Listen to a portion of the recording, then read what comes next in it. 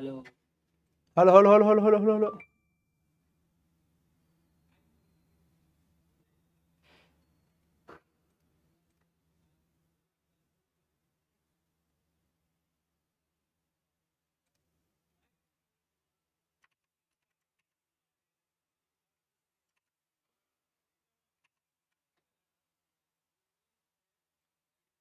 Welcome friends, તમામ મિત્રોનું આપણા ખાસ સેશનમાં હાર્દિક સ્વાગત છે. શરૂ કરીએ આપણું આજનું live session. Are you ready? ચલો, તો આજ તમારા માટે સ્પેશિયલ સેશન લઈને આવ્યો છું અને આજે આપણે શિક્ષણ જગતનો પરિચય તમને કરાવવાનો છે. શિક્ષણની અંદર તમે જવાના છો, શિક્ષણની અંદર તમે કાયમી શિક્ષક તરીકે જાઓ, તમે વિદ્યા સહાયક બનો, શિક્ષણ સહાયક બનો અને શિક્ષણ પરિવારનો ભાગ બનો. તો શિક્ષણ પરિવારનો પરિચય તમને આજ કરાવો છે. ડન કરવો છે ને પરિચય? શિક્ષણ વિભાગના માળખાનો પરિચય આજ તમને કરાવવાનો છે. Are you ready? તો ફટાફટ કન્ફર્મેશન આપી દો. એમાં ઓડિબલ મારો અવાજ તમને પ્રોપર આવે છે? અને ગઈકાલે શિક્ષક દિન હતો એટલે કાલે એક કાર્યક્રમમાં હું દિલ્હી હતો તો નહોતા મળી શક્યા, પણ આજે આપણે મળ્યા છીએ અને આપણું સેશન ઓફિશિયલી શરૂ કરીએ છીએ. તો happy teachers day to all of you. તમામ ગુજરાતના ભાવિ ટીચર્સ, બરાબર છે, ગુજરાતના ફ્યુચર ટીચર્સ મિત્રોને શુભેચ્છાઓ કે તમે બધા મિત્રો ખૂબ ખૂબ આગળ વધો, પ્રગતિ કરો, શિક્ષક તરીકેનું તમારું સ્વપ્ન સાકાર કરો. ચલો, આજ નવું જ સેશન, નવી જ માહિતી, નવી જ બાબતોથી આપણે માહિતગાર થવાનું છે. તો ફટાફટ એકવાર કમેન્ટ કરી દો કે યસ સર, શરૂ કરીએ અને આપણું સેશનને આગળ વધારી દઈએ. ચલો, happy teachers day to all of you. ફરી એકવાર શિક્ષક દિન આમ તો ગઈકાલે હતો, પણ આપણે આજે મળ્યા છીએ એટલે આજે ચર્ચા કરીએ છીએ. તમે બધા મિત્રો શિક્ષણ જગતની અંદર ખૂબ જ સારું કામ કરો, શ્રેષ્ઠ શિક્ષક બનો અને તમારી શિક્ષક તરીકેની કારકિર્દી દીપાવો એવી તમામ મિત્રોને શુભેચ્છાઓ છે.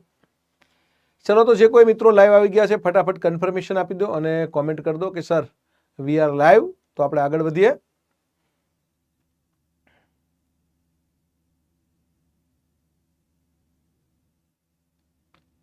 ચલો, મારો અવાજ તમને પ્રોપર આવે છે? તો બધા ફટાફટ તમારી હાજરી પુરાઈ દેજો, જય હિન્દ કરીને. એટલે શરૂ કરીએ. આજનું આપણું ટોપિક રહેવાનું છે શિક્ષણ જગતને લગતું બહુ જ અગત્યનું ટોપિક, એટલે શિક્ષણ વિભાગનું માળખું, શિક્ષણનો પરિચય તમને આજ કરાવવાનો છે. કારણ કે તમે શિક્ષણમાં કોઈ પણ જગ્યાએ જાઓ તો તમે આખા માળખાથી પરિચિત હોય, તમે શિક્ષણ વિભાગથી પરિચિત હોય, તમે એની એચઓડીથી પરિચિત હોય, તમે એની કામગીરીથી પરિચિત હોય અને એને રિલેટેડ કોઈ પણ પ્રશ્ન આવે તો તમે ઇઝીલી એને ક્રેક કરી શકો. ડન. ચલો, તો શરૂ કરીએ આપણું સેશન.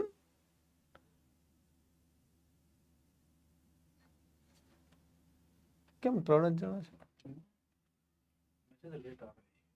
લેટર है, डाउन है.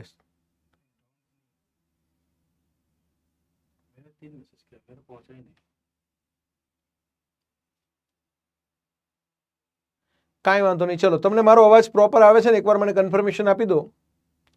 જય હિન્દ. ચલો, હવે બધાને અવાજ મારો પ્રોપર આવે છે. તો હવે તમે કેટલું જાણો છો ને શિક્ષણ વિશે મારે જાણવું છે અને મારે તમને આજ કંઈક નવું શીખવવું છે. આપણું શિક્ષણ વિભાગનું માળખું.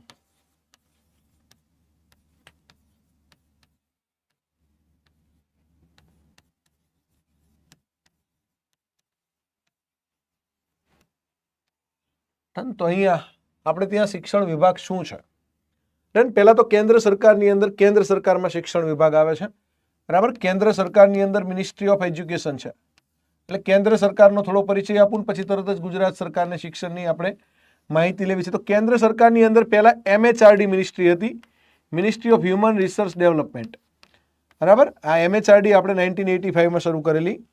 એ પહેલા MOE જ હતી. આ MHRDને NEP 2020 અંતર્ગત આપણે શું કરી? તો કે ભાઈ આપણે એને MOE કરી, મિનિસ્ટ્રી ઓફ એજ્યુકેશન કરી. આ MOE છે એની અંદર શું હોય? તો કે ભાઈ મિનિસ્ટ્રી ઓફ એજ્યુકેશન એટલે શિક્ષણ મંત્રાલય. તો કેન્દ્ર સરકારની અંદર સૌથી ઉપર શિક્ષણ મંત્રાલય છે અને શિક્ષણ મંત્રાલયની અંદર કોણ મંત્રી છે? શિક્ષણ મંત્રાલય, શિક્ષા મંત્રાલય, મિનિસ્ટ્રી ઓફ એજ્યુકેશન.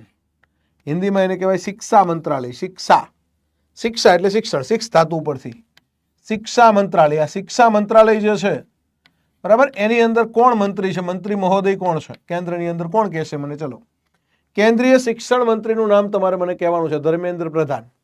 આ માનવ સંસાધન વિકાસ મંત્રાલય એ હવે થઈ ગયું છે ઓફિशियली मिनिस्ट्री ऑफ एजुकेशन. हाँ, ओके, अब आ गया सबका कमेंट आ गया है, सब ओके है. हाँ, આપણે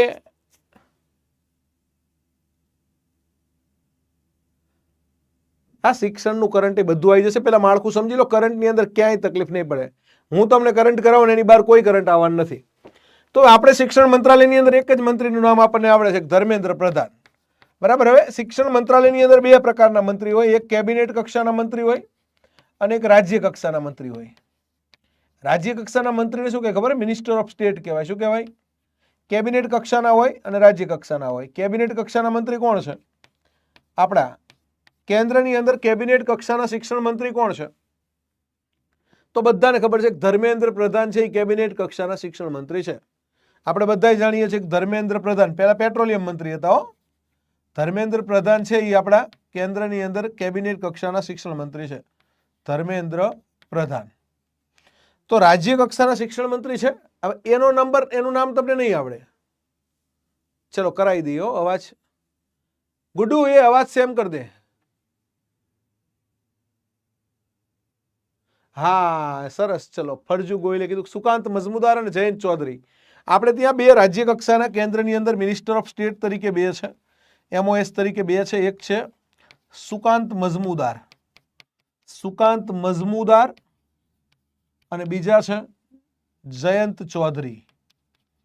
તો આ નામ તમને પૂછે સુકાંત મજમુદાર અને જયંત ચૌધરી કોણ છે? તો આ રાજ્ય કક્ષાના શિક્ષણ મંત્રીઓ છે. બંને કેન્દ્રની અંદર મિનિસ્ટર ઓફ સ્ટેટ કહેવાય. રાજ્ય કક્ષાના શિક્ષણ મંત્રી થોડા નાના, ધર્મેન્દ્ર પ્રધાન સાહેબને મદદરૂપ થવા માટે થોડા નાના શિક્ષણ મંત્રીઓ છે આ બંને. આ બંને શિક્ષણ મંત્રી છે પણ એ મિનિસ્ટર ઓફ સ્ટેટ તરીકે છે. સુકાંત મજમુદાર અને જયંત ચૌધરી. હા તબિયત સારી છે આજે, સરસ છે તબિયત, કોઈ ચિંતા નથી. આજ બાકા ઝીકી બોલાવી દેવાની છે. હા ડબલ અવાજ હું કરાવી દઉં છું. એકવાર જે ડબલ અવાજ આવતો એકવાર વિડીયોમાંથી બહાર નીકળી અને ફરીથી વિડીયો રિકનેક્ટ કરજો એટલે થઈ જશે અવાજ ઓકે. હા શિક્ષણ,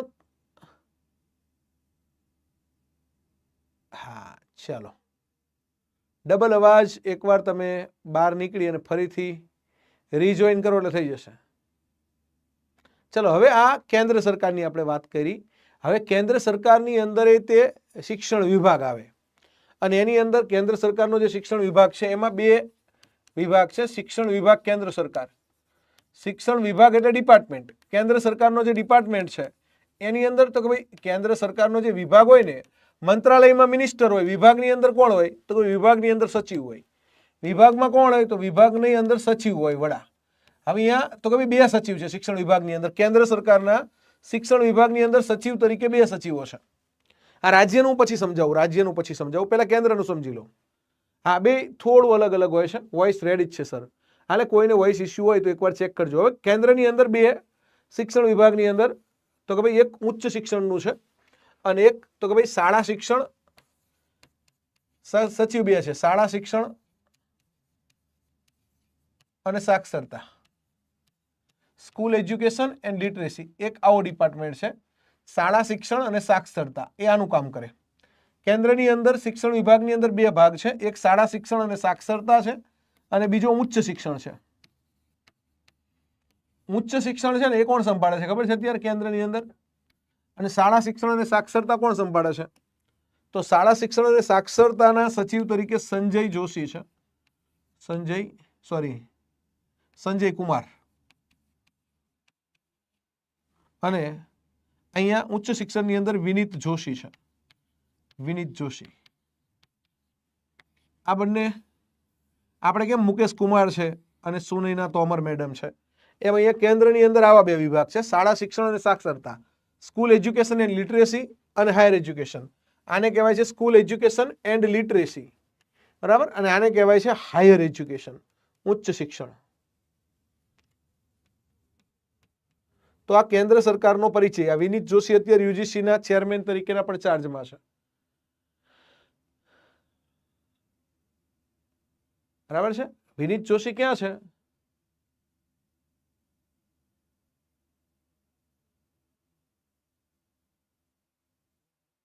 આ તમને પીડીએફ મળી જ જવાની, જરાય ચિંતા ના કરશો. આ તમને પીડીએફ મળી જ જવાની છે એટલે ટેન્શન લેવાનું નથી. આ ટોપિક છે ને કોઈ નથી કરાવતું એટલે હું કરાવું છું, બરાબર. આમાં કેવું છે અમુક ટોપિક છે એ તમને બીજું કોઈ નહીં કરાવે, એટલે એ ટોપિક હું કરાવીશ તમને, કારણ કે અમુક ટોપિક એવા હશે કે જે એક્સ્ટ્રા ઓર્ડિનરી હશે, તો એવા ટોપિકની અંદર હું તમને બેઝિકથી લઈ અને ડિટેલ સુધીની સમજ આપીશ. હા, MOS એટલે મિનિસ્ટર ઓફ સ્ટેટ કહેવાય. MOS આ છે ને નાના મંત્રી કહેવાય, ઓલા કેબિનેટ મંત્રી. MOS એટલે મિનિસ્ટર ઓફ સ્ટેટ. સ્ટેટ એટલે રાજ્ય કક્ષાના મંત્રી, એને MOS કહેવાય, મિનિસ્ટર ઓફ સ્ટેટ. બરાબર. રાજ્ય કક્ષાના મંત્રી કોણ બે છે? તો કે ભાઈ સુકાંત મઝમુદાર અને જયંત ચૌધરી.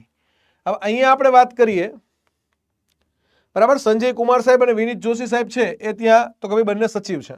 આ કેન્દ્ર સરકારનું શિક્ષણનું માળખું થયું. પછી આના અંડરમાં કેન્દ્ર સરકારના શિક્ષણના માળખાના અંડરમાં સમજો કેન્દ્ર સરકારનું મિનિસ્ટ્રી ઓફ એજ્યુકેશન છે, તો એના અંડરમાં કેટલી બધી સંસ્થાઓ ચાલે? તો કેન્દ્ર સરકારનું જે મિનિસ્ટ્રી ઓફ એજ્યુકેશન કહેવાય એના અંડરમાં આપણે વાત કરીએ તો એક તો NCERT ચાલે. તમે બધા NCERT નું નામ સાંભળ્યું જ હશે. બીજું સાંભળ્યું હશે NCTE નું નામ સાંભળ્યું હશે. NCTE નું કેટલાય સાંભળ્યું છે? ત્રીજું તમે સાંભળ્યું હશે NCERT, NCTE. ત્યાર પછી UGC નું નામ સાંભળ્યું હશે. બરાબર. NCERT, NCTE, UGC, પછી ન્યુપાનું નામ સાંભળ્યું હશે. ન્યુપાનું નામ મોટાભાગના મિત્રોએ સાંભળ્યું હશે. ત્યાર પછી NIOS નું નામ સાંભળ્યું હશે. આ બધું કેન્દ્ર સરકારના શિક્ષણ મંત્રાલયના અંડરમાં આવતી અલગ અલગ HOD કહેવાય. આને શું કહેવાય? Ministry of education.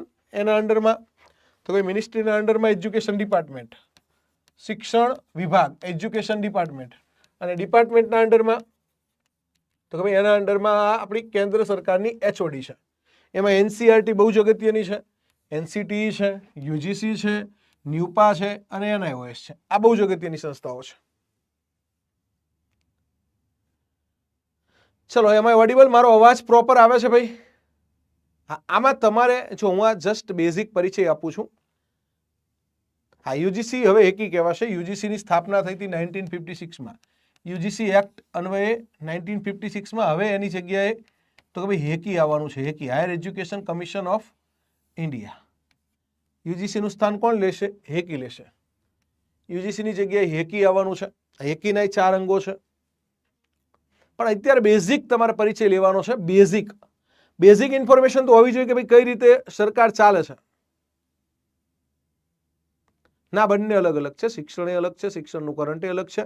અને હાલ કેવું છે, પહેલા તમારા મગજમાં એકવાર ડ્રાફ્ટ હશે ને, એકવાર આખું શિક્ષણનું માળખું હશે ને, તો શિક્ષણની આખી તમે ઇમારત ચડી શકશો. નહીતર ઘણી વાર કંઈક સમજાવતો હોય ને તમારા મગજમાં કરંટ સમજાવતો હોય તો એ સંસ્થાનો પરિચય જ ના હોય. જ્યારે ઇસ્યુ આવતો હોય વોઇસમાં એકવાર લોગ આઉટ કરીને લોગિન કરો એટલે ઇસ્યુ ક્લિયર થઈ જશે. હા, કોમેન્ટ આવે છે, બધાની કોમેન્ટ આવે છે. ના, હજી હેકી બન્યું નથી, બરાબર. પણ આવી ગાઈડલાઈન છે NEP 2020 ની UGC ની જગ્યાએ હેકી બનશે. NEP 2020 આવું કહે છે, બરાબર. એટલે વહેલું મોડું હેકી થશે, કારણ કે UGC ના યુનિવર્સિટી ગ્રાન્ટ્સ કમિશન છે ને એ વિશ્વવિદ્યાલય અનુદાન આયોગ છે. અને એની સાથે સાથે કેટલાય કાઉન્સિલ છે. ફાર્મસી કાઉન્સિલ ઓફ ઇન્ડિયા છે, પછી એની સાથે સાથે બાર કાઉન્સિલ ઓફ ઇન્ડિયા છે, AICTE છે. અલગ અલગ કાઉન્સિલો છે. એ બધી કાઉન્સિલને કારણે ઘણીવાર કોઈ પરમિશન માટે બહુ સમય લાગતો હોય છે. હેકી છે ને સર્વોપરી ઓથોરિટી બનવાની છે.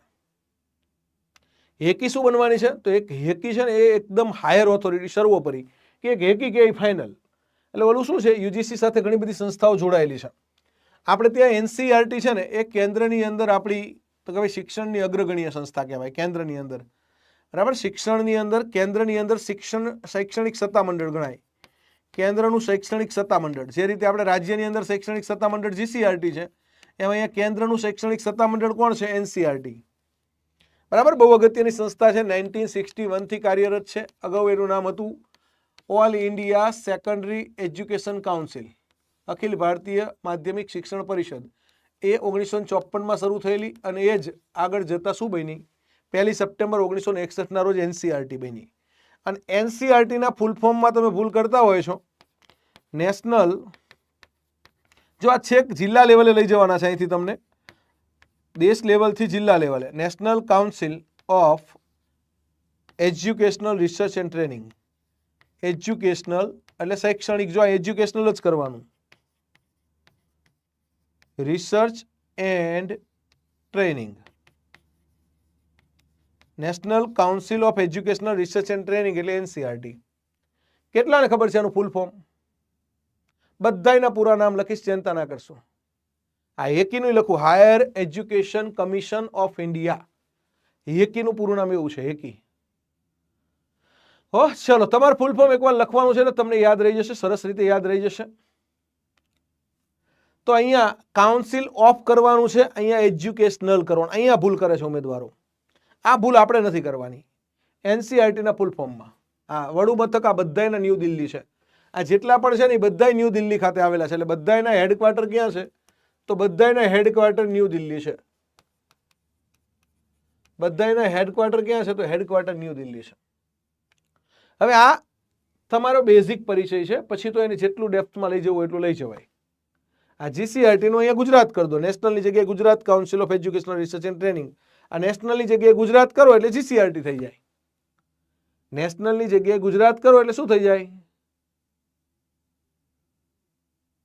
નેશનલની જગ્યાએ ગુજરાત કરો એટલે જીસીઆરટી થઈ જાય, ગુજરાત કાઉન્સિલ ઓફ. પણ અહીંયા એજ્યુકેશનલ કરવાનું ને અહીંયા ઓફ કરવાનું, એ યાદ રાખવાનું. એનસીટી નું શું થાય? જો એનસીઆરટી જે છે ને એ બહુ જ અગત્યની સંસ્થા છે, બરાબર. ત્યાર પછી એનસીટી અગત્યની સંસ્થા છે, એનસીટી. હવે અત્યારે હું તમને સંસ્થાઓ નથી ભણાવવાનો, કારણ કે સંસ્થા ભણાવીશ ને તો બહુ વધારે સમય વહી જશે. મારે તમને જિલ્લા લેવલે ડીઓ, ડીપીઓ, સીઆરસી, બીઆરસી શું કામ કરે છે, એજ્યુકેશન ઇન્સ્પેક્ટર શું કામ કરે છે, ત્યાં સુધી લઈ જવા છે. પણ અહીંયા ઉપરથી નીચે સુધી લઈ જવા છે તમને, એટલે આખું માળખું મગજમાં ક્લિયર થઈ જાય. એટલે હું તમને અત્યારે બધું સમજો કે એનસીઆરટી વિશે બધું સમજાવવા બેસું તો એનસીઆરટી અડધો કલાક ચાલે. હા, એટલે એ તમને અત્યારે બેઝિક આપું છું. હવે એનસીટી શું છે? તો જો એનસીટી જે આપણી છે ને, એનસીટી એક્ટ હતો 1993, અને એ અન્વયે તો કે 1995માં આપણી એનસીટી ની સ્થાપના થઈ. એનસીટી નું કામ શું છે? તો એનસીટી નું કામ છે નેશનલ કાઉન્સિલ. કાઉન્સિલ શબ્દ આવે ને, કાઉન્સિલ એટલે પરિષદ. કાઉન્સિલ શબ્દ આવે એનું પરિષદ કહેવાય. જો આ યાદ રાખવાનું તમારે, કાઉન્સિલ એટલે પરિષદ. તમે કોઈ પણ ટોપિક ભણતા હોય આટલું યાદ રાખજો, બરાબર. જ્યાં કાઉન્સિલ શબ્દ આવે ને, કાઉન્સિલ શબ્દ આવે એટલે પરિષદ કહેવાય. કાઉન્સિલ એટલે પરિષદ. પછી કોઈ જગ્યાએ કમિશન શબ્દ આવે તો કમિશન છે ને બહુ મોટો શબ્દ છે, COMMISSION, બરાબર. કમિશન એટલે શું થાય? તો કે ભાઈ પંચ થાય અથવા આયોગ થાય. એટલે કમિશન છે ને મોટો શબ્દ છે કાઉન્સિલ કરતા. કાઉન્સિલ એટલે પરિષદ, કમિશન એટલે પંચ, અને કમિટી આવે એક, COMMITTEE, કમિટી એટલે સમિતિ. એટલે કાઉન્સિલ, કમિશન અને કમિટી, આ ત્રણ શબ્દોથી તમે પરિચિત હોવા જોઈએ, બરાબર. કમિશન સૌથી અગત્યનું છે, પંચ અને આયોગ, પછી કાઉન્સિલ છે, અને પછી કમિટી છે. તો કમિટી જ્યાં આવે ત્યાં સમિતિ ગુજરાતી થશે, કાઉન્સિલ આવે ત્યાં પરિષદ થશે, કમિશન આવે ત્યાં પંચ અને આયોગ થશે. સમજાય છે? એટલે સૌથી મોટું કયું? તો કે ભાઈ સૌથી મોટું કમિશન કહેવાય. કમિશનનો સૌથી વધારે વજન. આપણે જીપીએસસીમાં કમિશન શબ્દ વપરાય, ગુજરાત પબ્લિક સર્વિસ કમિશન. યુપીએસસીમાં કમિશન શબ્દ વપરાય, હેકીમાં કમિશન શબ્દ વપરાય, બરાબર. યુજીસીમાં કમિશન શબ્દ વપરાય. એટલે કમિશન છે ને મોટો શબ્દ છે.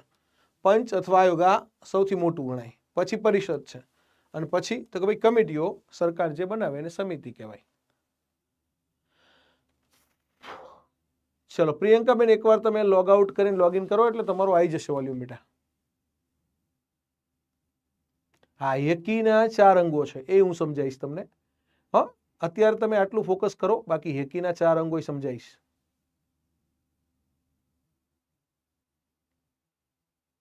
હા, હેકી પણ સમજ, higher education commission of India, આ બધું સમજાવું છું, શાંતિથી સમજો પહેલા.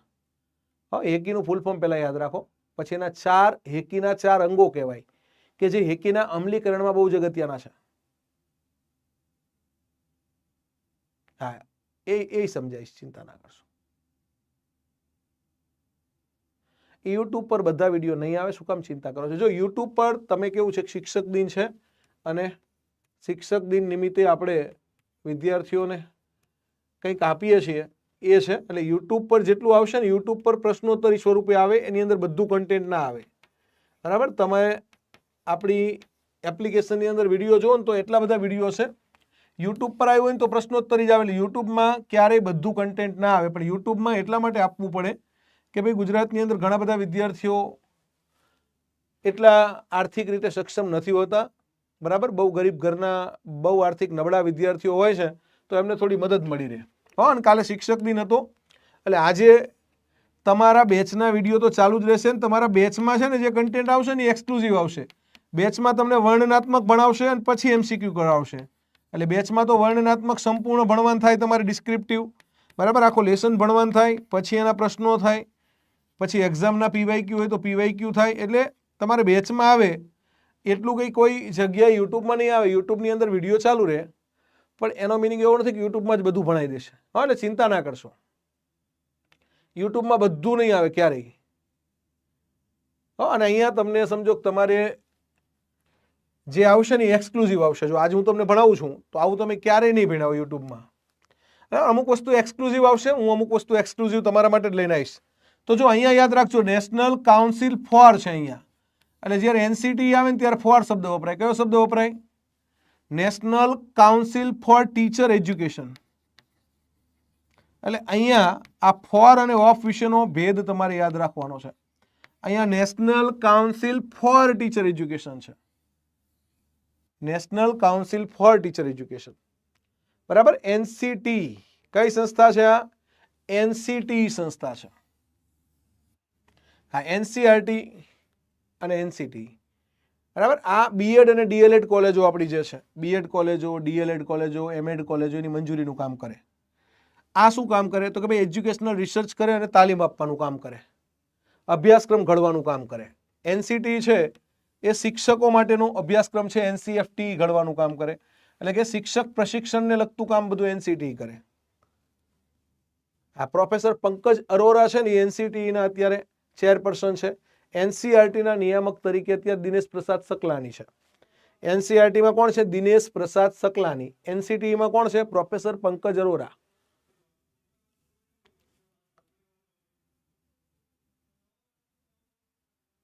એટલે અહીંયા તમારે ફોર લખવાનું, national council for teacher education. હો, ઘણી જગ્યાએ ઓફ લખેલું હશે, એ બધું ખોટું. જ્યાં જ્યાં ઓફ લખેલું છે ને આ બધે ખોટું.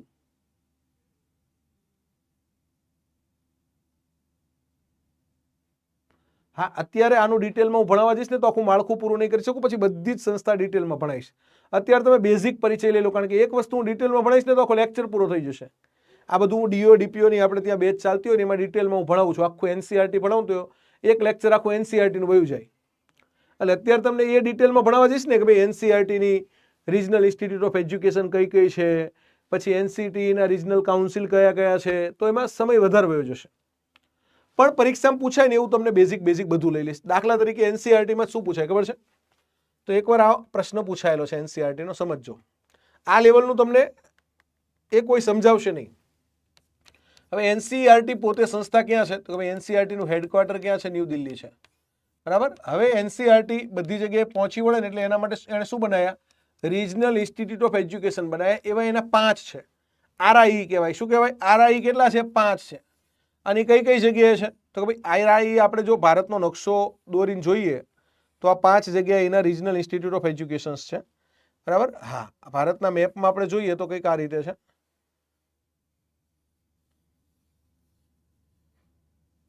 રિજનલ ઇન્સ્ટિટ્યૂટ ઓફ એજ્યુકેશન બરાબર. 5 છે. કેટલા? 5. NCERT ના એવું પૂછે કે ભાઈ નીચેનામાંથી કઈ જગ્યાએ રિજનલ ઇન્સ્ટિટ્યૂટ ઓફ એજ્યુકેશન છે? તો કુલ 5 છે. એની અંદર અહીંયા નોર્થમાં છે. આ નોર્થનું કહેવાય, અહીંયા વેસ્ટનું કહેવાય, અહીંયા વેસ્ટનું છે બરાબર. પછી અહીંયા તો કે ભાઈ અહીંયા એનું સાઉથનું છે, પછી અહીંયા એનું ઈસ્ટનું છે અને અહીંયા એનું નોર્થ ઈસ્ટનું છે. 5 છે. 5ના નામ તમને સરસ રીતે યાદ રહે ને એવું કરાવી દઉં. તો અહીંયા ઉત્તરનું જે છે ને NCERT નું નોર્થનું રિજનલ ઇન્સ્ટિટ્યૂટ ઓફ એજ્યુકેશન.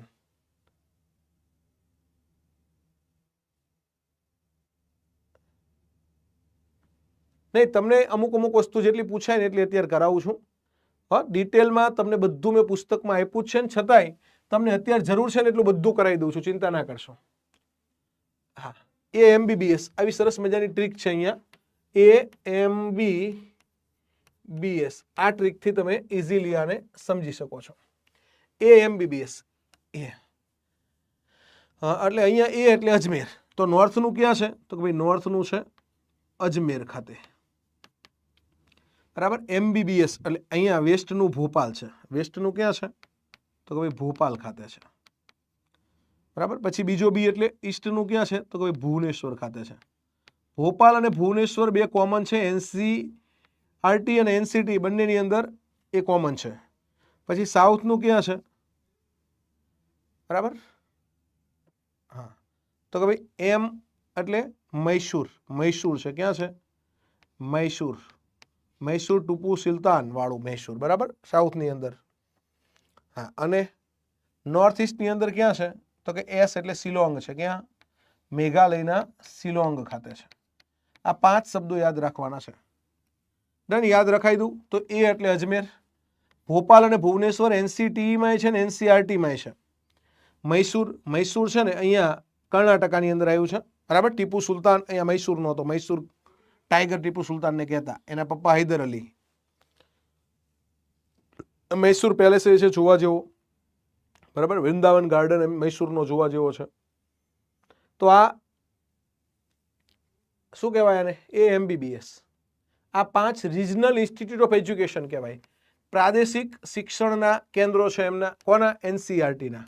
એટલે આમાંથી પ્રશ્ન પૂછે છે, આ મગજમાં ઉતરી ગયું છે AMBBS. A એટલે અજમેર, M એટલે મૈસૂર, B એટલે ભોપાલ, B એટલે ભુવનેશ્વર, S એટલે શિલોંગ. AMBBS clear. RIE એટલે રિજનલ ઇન્સ્ટિટ્યૂટ ઓફ એજ્યુકેશન, એટલે કે દરેક પ્રદેશની અંદર NCRTનું પ્રતિનિધિત્વ કરતી સંસ્થાઓ છે. આ રિજનલ ઇન્સ્ટિટ્યૂટ ઓફ એજ્યુકેશન, પ્રાદેશિક શિક્ષણ કેન્દ્રો, કોના NCERTના બરાબર. NCERTના ચેરમેન કોણ કહેવાય ખબર છે? આવો પ્રશ્ન એકવાર પૂછાયેલો છે. ચેરમેન કોણ કહેવાય અને એના ડાયરેક્ટર કોણ કહેવાય?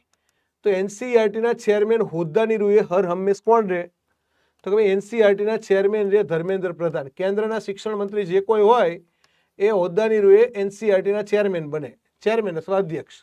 અને ડાયરેક્ટર એટલે નિયામક. નિયામક કોણ છે તો નિયામક છે એના દિનેશ પ્રસાદ સકલાની બરાબર. વચ્ચે અહીંયા આપણે ત્યાં એક કાર્યક્રમની અંદર આવ્યા હતા વિદ્યા સમીક્ષા કેન્દ્રના ઓપનિંગમાં બરાબર. એ વખતે હું દિનેશ પ્રસાદ સકલાની સાહેબ સાથે હતો લાઇઝનિંગમાં.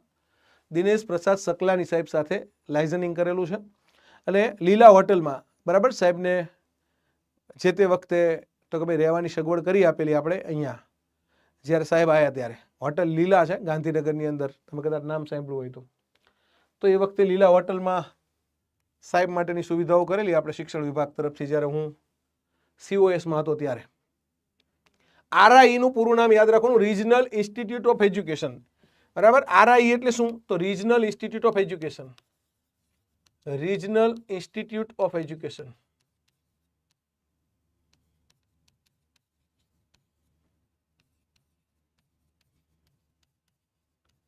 ક્લિયર આટલું.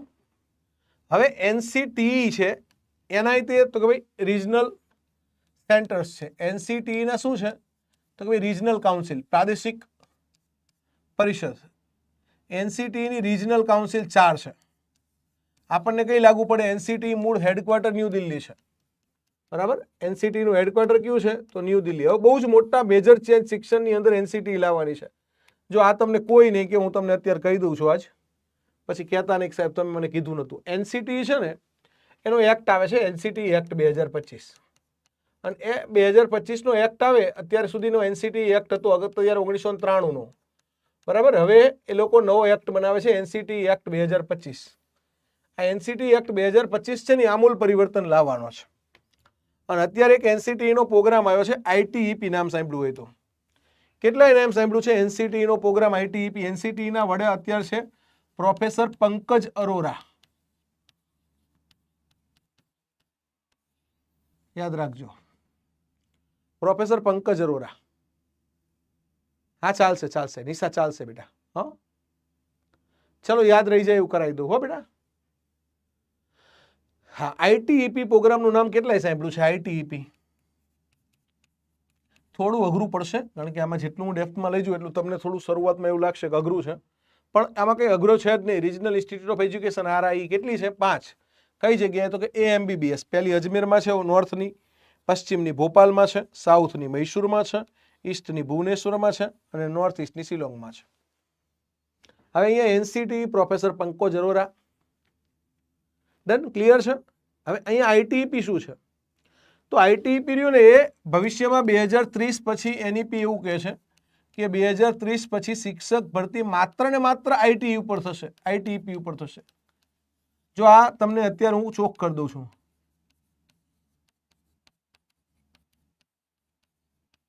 એટલે આપણે વહેલી નોકરી લઈ લેવાની. 2030 પહેલા લાગી જવાનું, કારણ કે આપણે આઈટીઈપી નો કોર્સ કર્યો નથી. એટલે બીએડ ડીએલએડ ઉપર અત્યારે ભરતી થાય છે, એ ભવિષ્યમાં બધી આઈટીઈપી ઉપર થઈ જશે.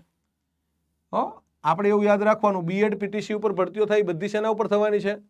આઈટી ઉપર. પણ 2030 પછી, બરાબર. આવું એનઈપીમાં લખ્યું છે, તમે એનઈપી 2020 વાંચો ને તો એના પ્રકરણ 5 ની અંદર લખ્યું છે, ભાગ 1 ની અંદર પ્રકરણ 5 માં એનઈપી કેટલા મિત્રોએ વાંચી છે? આપણી બુકમાં આપી છે, આપણે એનઈપી બુકની અંદર આપી છે, બહુ સરળ ભાષામાં આપી છે. હા, હેડક્વાર્ટર ન્યૂ દિલ્હી છે, એના 4 રિજનલ કાઉન્સિલ છે. આપણને ભોપાલ લાગે, આપણે એમ કે ને કે એનસીટી ભોપાલની માન્યતા છે કે નહીં, તો કેમ આપણે ભોપાલ આવે? તો ગુજરાત છે એ વેસ્ટર્ન વિંગમાં આવે ને વેસ્ટર્ન વિંગ ભોપાલ આવે આપણને, એટલે આપણને રિજનલ કાઉન્સિલ ભોપાલ લાગે. આવી 4 રિજનલ કાઉન્સિલ છે એનસીટીની. આ આઈટીઈપી શિક્ષક બનવાનો કોર્સ છે. Integrated teacher education programme, integrated. હવે સાહેબ બીએડ કોલેજો પીટીસી કોલેજોનું શું થશે? તો એમને એવો ઓપ્શન આપશે કે તમે આઈટીઈપી કોર્સ ચાલુ કરી દો, બરાબર. દરેક બીએડ કોલેજને પીટીસી કોલેજને એવો ઓપ્શન આપશે કે તમે આઈટીઈપી કોર્સ તમારે ત્યાં શરૂ કરી દો. આવી જાહેરાત અત્યારે એનસીટી આપી દીધી છે કે તમે તમારે ત્યાં આઈટીઈપી કોર્સ શરૂ કરો. તમને આનું ફૂલ ફોર્મ પૂછાય પરીક્ષામાં, ઇન્ટિગ્રેટેડ ટીચર એજ્યુકેશન પ્રોગ્રામ. શું નામ છે આનું? Integrated teacher education programme. આનું ફૂલ ફોર્મ પરીક્ષામાં પૂછાય, તો આપણને યાદ રહેવું જોઈએ. ડન.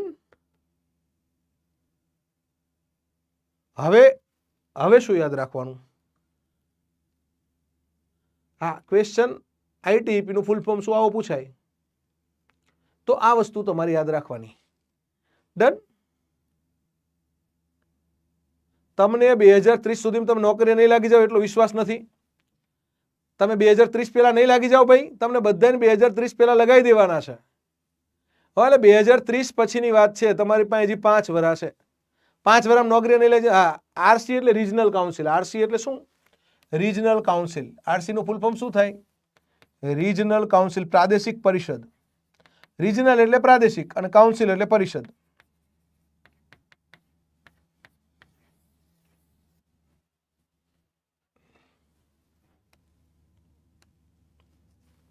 હવે અહીંયા એનસીટી ની 4 છે. જો આપણે ભારતનો નકશો દોરીએ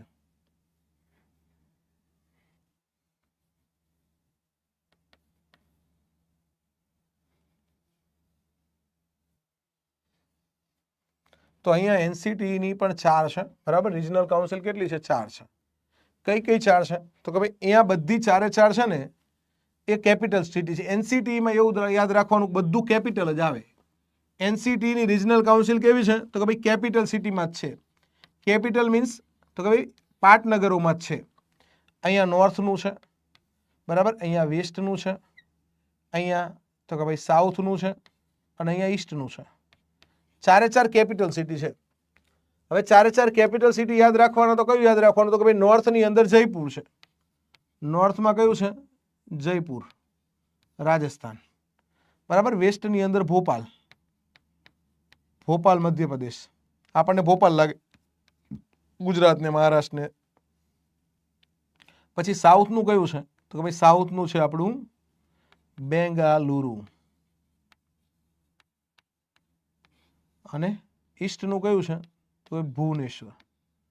હવે કોમન કયા આયા? તો કે ભાઈ ભુવનેશ્વર કોમન આવ્યું. ભુવનેશ્વર કેમાં હતું? તો કે ભાઈ એનસીઈઆરટી માં હતું. ભોપાલ એનસીઈઆરટી માં, એટલે બીબી કોમન છે. B B common. કોણ કોમન છે? બીબી. બી બંનેમાં આવે. બીબી કોમન છે. અહીંયા બીબી આવે, અહીંયા બીબી આવે, બરાબર. અહીં શું આવે? તો કે ભાઈ J3B. હા, બીબી બીજે. બીબી ક્યાં વહી ગઈ? અહીંયા. તો અહીંયા તમે એવું યાદ રાખો, બીબી બીજે. બીબી બીજે વહી ગઈ. બીબી ક્યાં ચલી ગઈ? તો કે બીબી બીજે. રિજનલ કાઉન્સિલ કયા છે? તો કે બીબી. ભોપાલ ભુવનેશ્વર બે કોમન છે, બરાબર. પછી તો કે બીજે, બરાબર. ભોપાલ ભુવનેશ્વર સિવાય તો કે ભાઈ બેંગ્લોરનું બી અને જયપુરનો જે, આ બંને અલગ છે. ઓલામાં કર્ણાટકની અંદર મૈસૂર હતું અને રાજસ્થાનની અંદર અજમેર હતું. અહીંયા બીબી બીજે વહી ગઈ. ક્યાં વહી ગઈ? 4 વર્ષનો કોર્સ હોય. આઈટીઈપી કેટલા વર્ષનો હોય? 4 વર્ષનો. હવે અત્યારે જે બીએડ કોલેજો છે, ડીએલએડ કોલેજો, એનું શું થાય? તો એમને બધાને ઓપ્શન આપશે કે ભાઈ તમારે શું કરવાનું, તમારે અપગ્રેડ થવાનું. બીએડ કોલેજવાળા સાથે સાથે બીએ કે બીએસસી શરૂ કરે, પીટીસી કોલેજવાળા અપગ્રેડ થઈને આઈટીઈપી પ્રોગ્રામ લાવે. ચલો પ્રકાશ સરને આપણે કીધું જ છે ભાઈ લેક્ચર લેવા તમે આવો.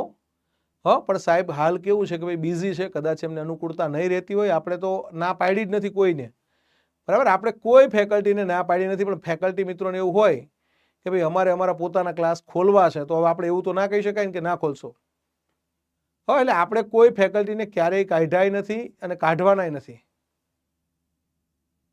આ બસ એનસીઆરટી 5 અક્ષરમાં 5 અને 4માં 4. એનસીઆરટી 5 અક્ષર છે એટલે એ 5 આરઆઈ છે. એનસીટી 4 અક્ષર છે તો એમાં 4, બરાબર, 4 અક્ષર છે તો એની અંદર 4 આપણા રિજનલ કાઉન્સિલ છે, રિજનલ સેન્ટર છે. એટલે આપણે કોઈ સાહેબને ના પાડી જ નથી. તરલ સરમાં બહુ મજા આવે છે.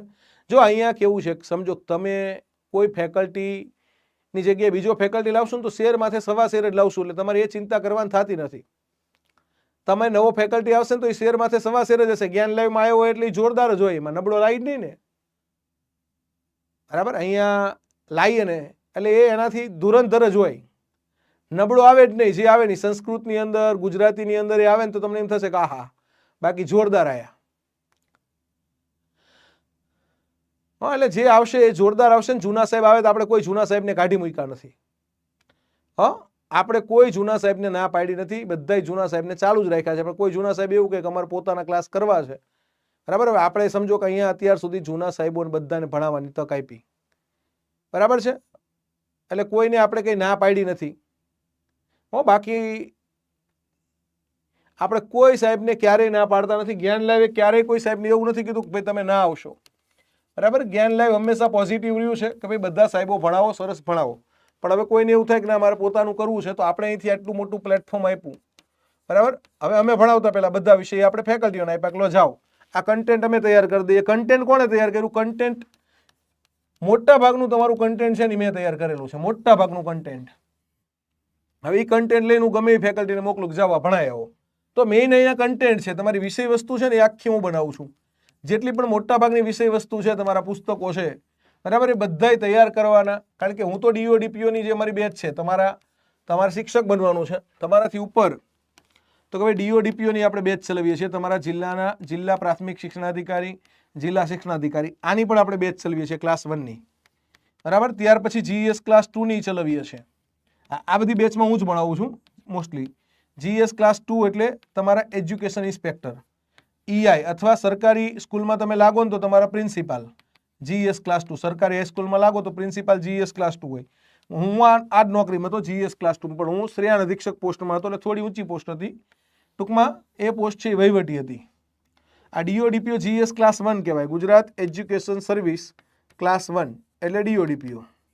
બસ મારું પ્રમોશન આમાં હતું. જીએસ ક્લાસ 1નો ચાર્જ હતો મારી જોડે, બરાબર. આ નોકરી મૂકીને આવ્યો તમારા માટે કે ભાઈ ને હવે આપણે શિક્ષકોને સમર્પિત થઈ જવું છે. એટલે આની અંદર જ્યારે હું ભણાવું ત્યારે મારે ડિટેલમાં બધું ભણાવવું પડે, ઇન ડિટેલ ભણાવવું પડે, બરાબર. હા, પછી આની અંદર એક પોસ્ટ આવે છે સિનિયર સુપરિન્ટેન્ડન્ટ. બસ આ મારી આ પોસ્ટ હતી, સિનિયર સુપરિન્ટેન્ડન્ટ. અત્યારે તમારી ભરતીને લગતા બધા મારા મિત્રો અત્યારે બધા સિનિયર સુપરિન્ટેન્ડન્ટમાં જે વહીવટી અધિકારી મિત્રો છે બધા, બરાબર. અમે બધા મિત્રો જોડે લાગેલા. ઘણા બધા આપણા મિત્રો પણ અત્યારે ક્લાસ 2 છે.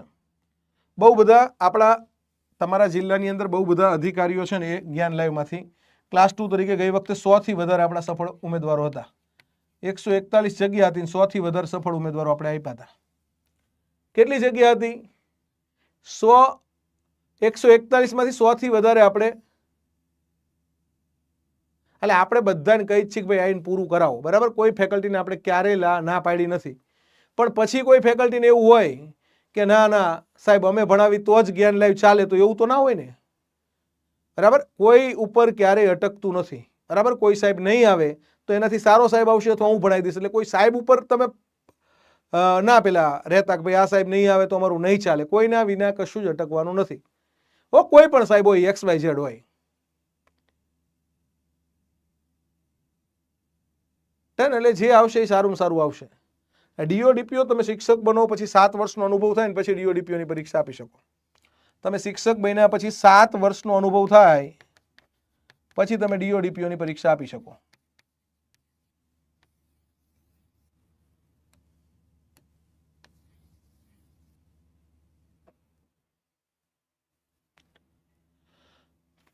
ડન. કેમિસ્ટ્રીના લેક્ચર શરૂ થયા છે. મારા એક મિત્ર છે, પ્રોફેસર છે, ઓલ ઇન્ડિયા. જો કેમિસ્ટ્રીનું અત્યારે તમારે જે રસાયણશાસ્ત્રના તમે ભણવાનું ચાલુ કર્યા, એ તમને જે ભણાવવા આવે છે ને રસાયણશાસ્ત્ર, એ સાહેબ રહ્યા ને એ કયા લેવલના પ્રોફેસર છે ખબર છે? તમારું રસાયણ વિજ્ઞાન ભણાવવા, કેમિસ્ટ્રી ભણાવવા આવે ને એ સાહેબે યુજીસીની નેટ છે ને ટોપ કરી છે આખા ઓલ ઇન્ડિયામાં 2-3 વાર. યુજીસી નેટ પ્રોફેસર બનવાની એના ટોપર છે એ સાહેબ. તમને જે રસાયણશાસ્ત્ર, રસાયણ વિજ્ઞાન ભણાવવા અત્યારે આપણે ચાલુ કરી છે, બરાબર, હાયર સેકન્ડરી માટે રસાયણ વિજ્ઞાનની બેચ ચાલુ કરી છે, તો એની અંદર જે મિત્રો ભણે છે ને એ કહેજો કે ભાઈ કયા લેવલનું સાહેબ ભણાવે છે, તમને કેમિસ્ટ્રી કયા લેવલનું ભણાવે છે.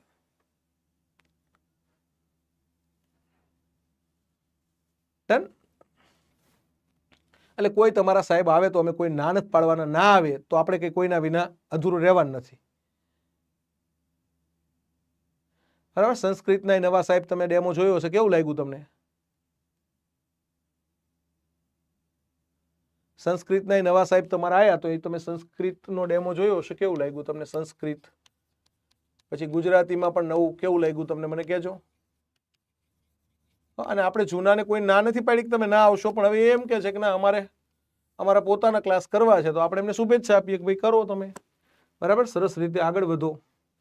પણ તમે સમજો કે ભાઈ એવી રીતે સીધું જ તમે જ્ઞાન લાઈવમાંથી જઈ આ વિદ્યાર્થીને મૂકીને તમે એમ કહો સીધું જ અમે ચાલુ કરી દીધી, એવું તો ના ચાલે ને. તમારી ફરજ છે કે ભાઈ જૂના વિદ્યાર્થીને પહેલા ન્યાય આપવો પડે, એમનો કોર્સ પૂરો કરાવવો પડે, આ બધું કરવું જ પડે ને, સ્વાભાવિક છે. એટલે ટેન્શન તમારે કોઈ લેવાનું નથી, તમને ક્યાંય તકલીફ નહીં પડવા દે. કોમર્સમાં હિતેશ સર પણ મસ્ત ભણાવે છે, બાયોલોજી નહીં લાવશું.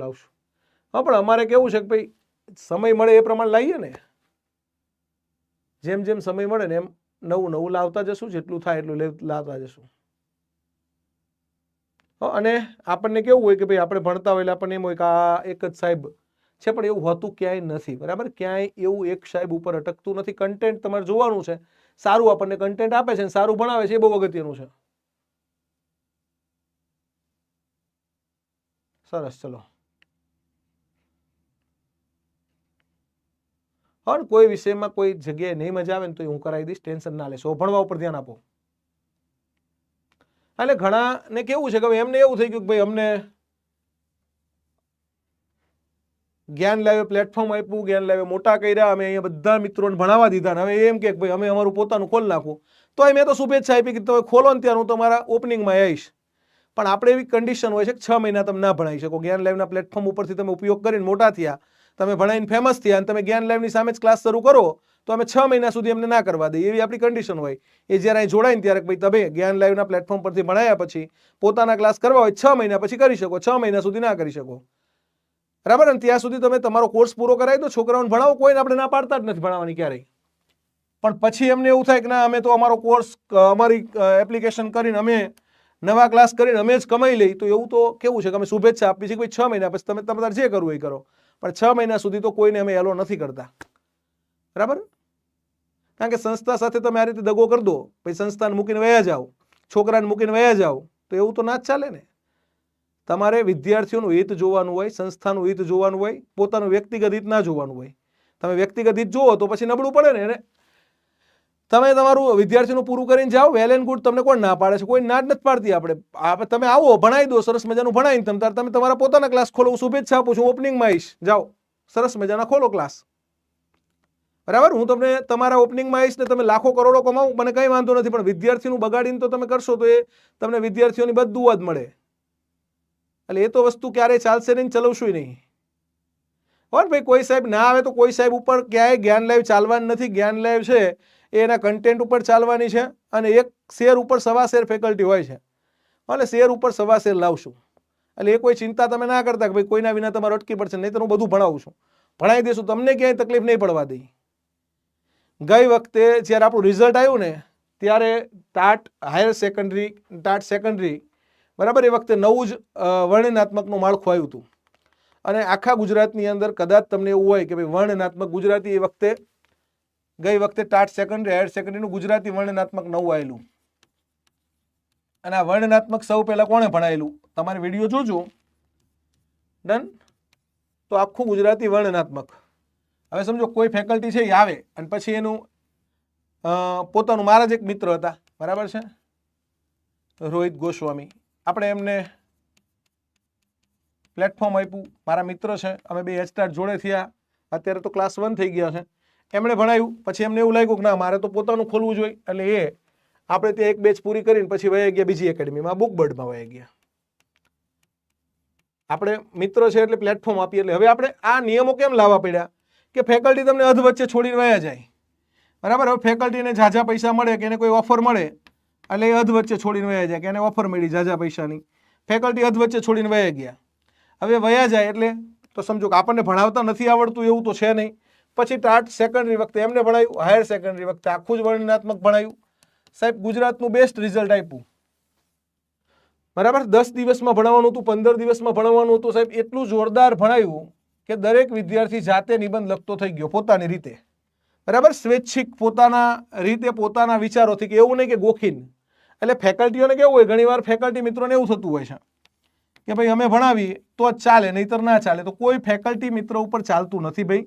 મેં શિક્ષણની અંદર 20 વર્ષ નોકરી કરી છે, બરાબર. વિદ્યા સહાયકથી શરૂઆત કરી, વિદ્યા સહાયક તરીકે કામ કર્યું, આચાર્ય તરીકે કામ કર્યું, CRC તરીકે કામ કર્યું, બરાબર, BRC તરીકે કામ કર્યું, પછી એસ્ટાર્ટ તરીકે કામ કર્યું, બરાબર, હા ટોપ કર્યું હતું એસ્ટાર્ટ તરીકે, અને પછી GPSC 3 વાર પાસ કરી છે, બરાબર. અને પછી નોકરી મૂકી દીધી છે. 19 વર્ષ શિક્ષણમાં નોકરી કરીને તમારા માટે શિક્ષણ વિભાગની અંદર 5 વર્ષ અધિકારી તરીકે કામ કર્યું.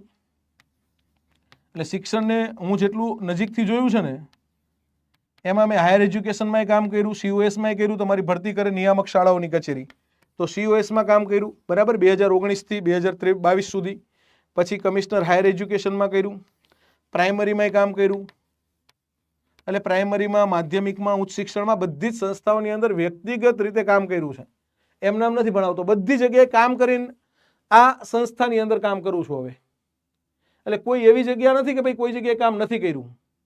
આ બધી સંસ્થામાં અધિકારી તરીકે કામ કર્યું. તમારી ભરતી જેટલી કરે ને, તમારી રિક્રુટમેન્ટ કરે છે, બરાબર, તો ત્યાં હું એક ફોન કરું, સમજો કે ભાઈ અત્યારે તમારી ડાયરેક્ટર પ્રાઇમરી એજ્યુકેશન છે, વિદ્યા સહાયકની રિક્રુટમેન્ટ કરે, તો તમારી જે રિક્રુટમેન્ટ કરે ને એ બધા મિત્રો છે ને, એક અમુક તો મારા વિદ્યાર્થી છે ત્યાં ક્લાસ 2, અહીંયા તમારી રિક્રુટમેન્ટ કરતા હોય, કે COS ખાતેથી તમારી રિક્રુટમેન્ટ કરે શિક્ષણ સહાયકની, તો તમારી રિક્રુટમેન્ટ કરે ને એ બધા મોટા ભાગના અધિકારી મિત્રો છે ને એ જ્ઞાન લાઈવના અમુક તો સ્ટુડન્ટ છે અને જ્ઞાન લાઈવ સાથે જોડાયેલા છે. અમુક મારા મિત્રો છે કે અમે જોડે નોકરીએ લાગેલા છીએ. તમારા જિલ્લાના DO DPO છે, તમારા દરેક જિલ્લાના DO DPO રહ્યા ને એ બધા અમે બધા મારા બેચમેટ રહ્યા છે, ક્લાસ જોડે નોકરી કરેલી ઘણા બધા મિત્રો સાથે. એટલે DO DPO છે, તમારા જિલ્લાના GES ક્લાસ 2 મિત્રો છે, ઘણા બધા આપણા વિદ્યાર્થીઓ છે.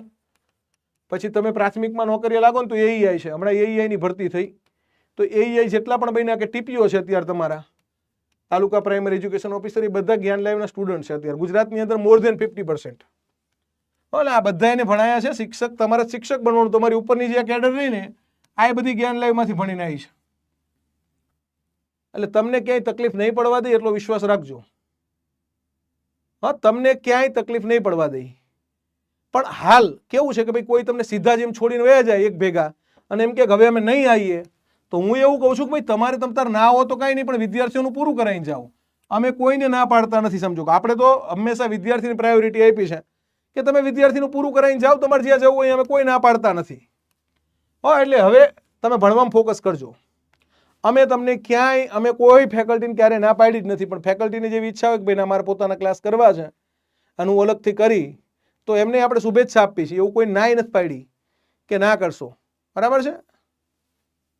અને જે ગયા એ એવું કહે છે કે અમારે પાછું આવવું છે, એટલે એવું આમાં કંઈ હોતું જ નથી, બરાબર. બધાને એવું હોય કે ભાઈ મારો પોતાનો સ્વાર્થ હું જોઉં, તો પોતાનો સ્વાર્થ આમાં ના જોવાનો, એમાં તમારે વિદ્યાર્થીને જોવાના હોય. તમને વિદ્યાર્થીએ પ્રેમ આપ્યો છે આટલો બધો, તમને તમારા વિશ્વાસે વિદ્યાર્થીએ એડમિશન લીધું છે, તમારે વિદ્યાર્થીને જોવાના હોય, વિદ્યાર્થીનો પ્રેમ જોવાનો હોય, તમારે શિક્ષણ જોવાનું હોય.